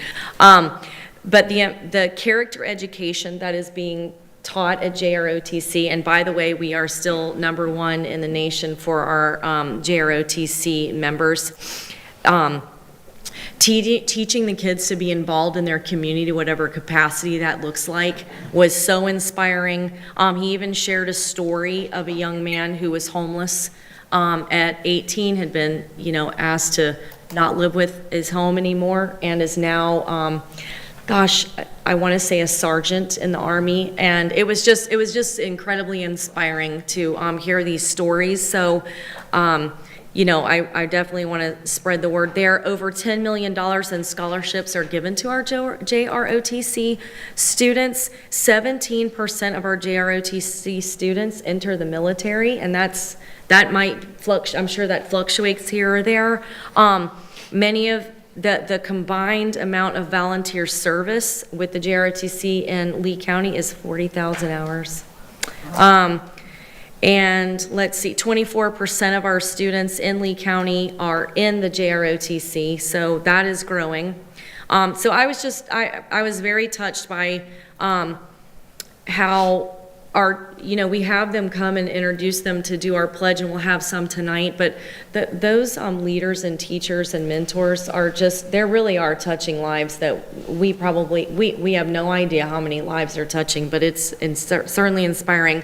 Then we also had a presentation from Al-Anon, which is a really great resource for our students who's has a family member dealing with alcoholism or drug abuse in their home.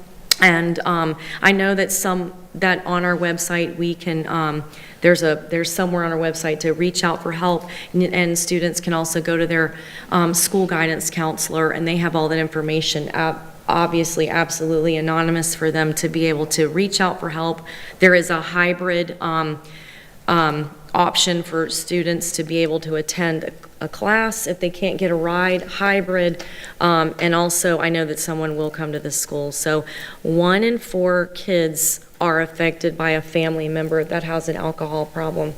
And that was just a stat shared during the meeting. So I just wanted to share all that information. Heather does such a great job at leaving on such a positive note, and she doesn't get enough accolades, and I leave there smiling, and then she makes us all drink a bunch of water that whole day, and it's just a great group of people. So I really appreciate them. The Drug House Odyssey, I heard, was an incredible success, and they're looking to grow that program. I know they changed it a little bit this year, and they had a lot of positive feedback about how they ran it. And I'll save the rest of my comments for tonight. Thank you. So I also participated in Read Across America, but what I got to do most is I got to chaperone the 5th grade, my daughter's 5th grade class to their field trip, which was interesting in all itself because of all the parents and teachers involved. And I again, I know I stress this, but thank you to all of our teachers for everything you do above and beyond the classroom. Because, I mean, I don't even know if I can stress like what it is that they do, but those teachers that are chaperoning and they're out there and they're having fun and they're doing their things with their kids, I mean, they love what they do and these kids love them. And just, it's just so great to see and kind of be out there out of the school element and in a theme park and kind of just chasing children all around.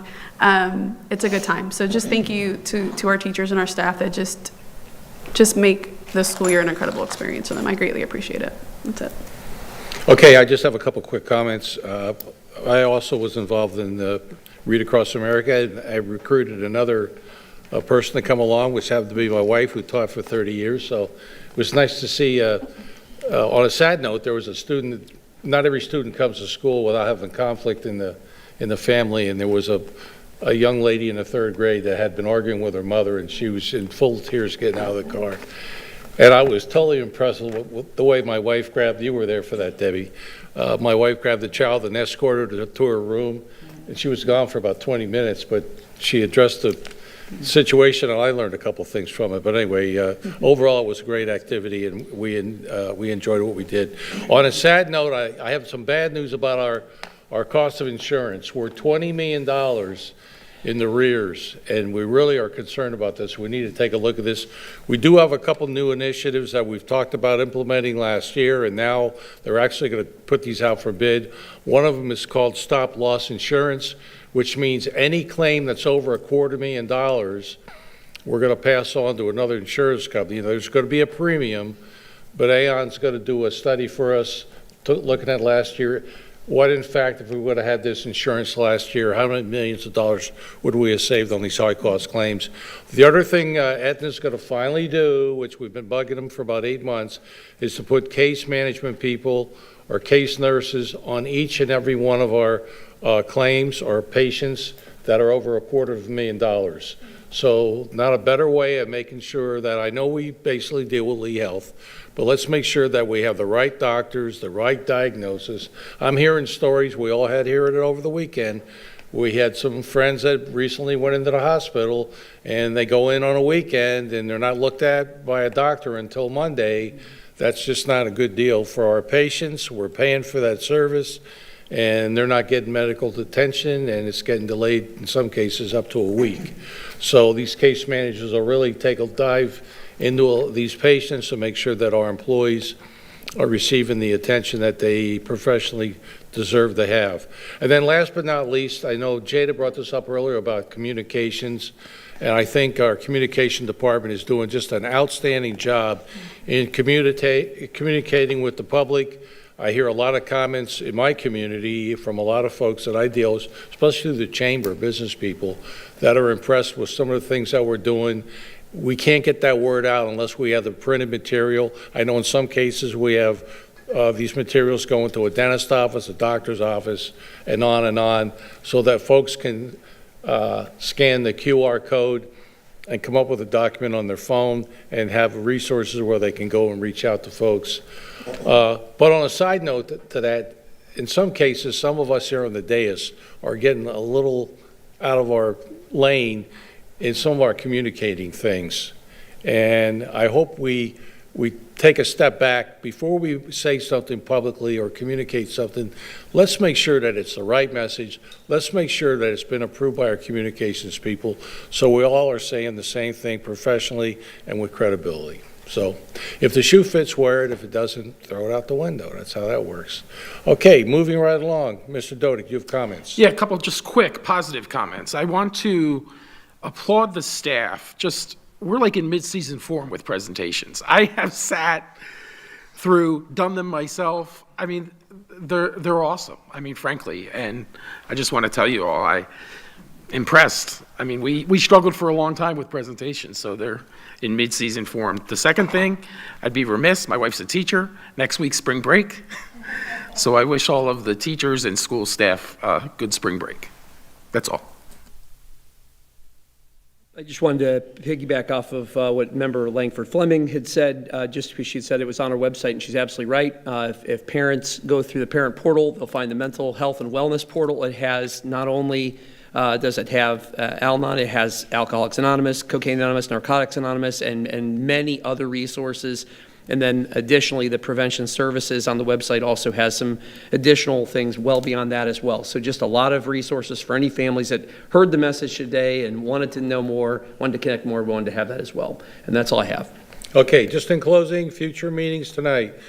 Tonight we have a student performance at 5:45 p.m., followed by the school board action meeting at 6 o'clock. At this point, having no other business to come before this body, and seeing no objection, the meeting is now adjourned, and the time is 4:09 p.m. Thank you.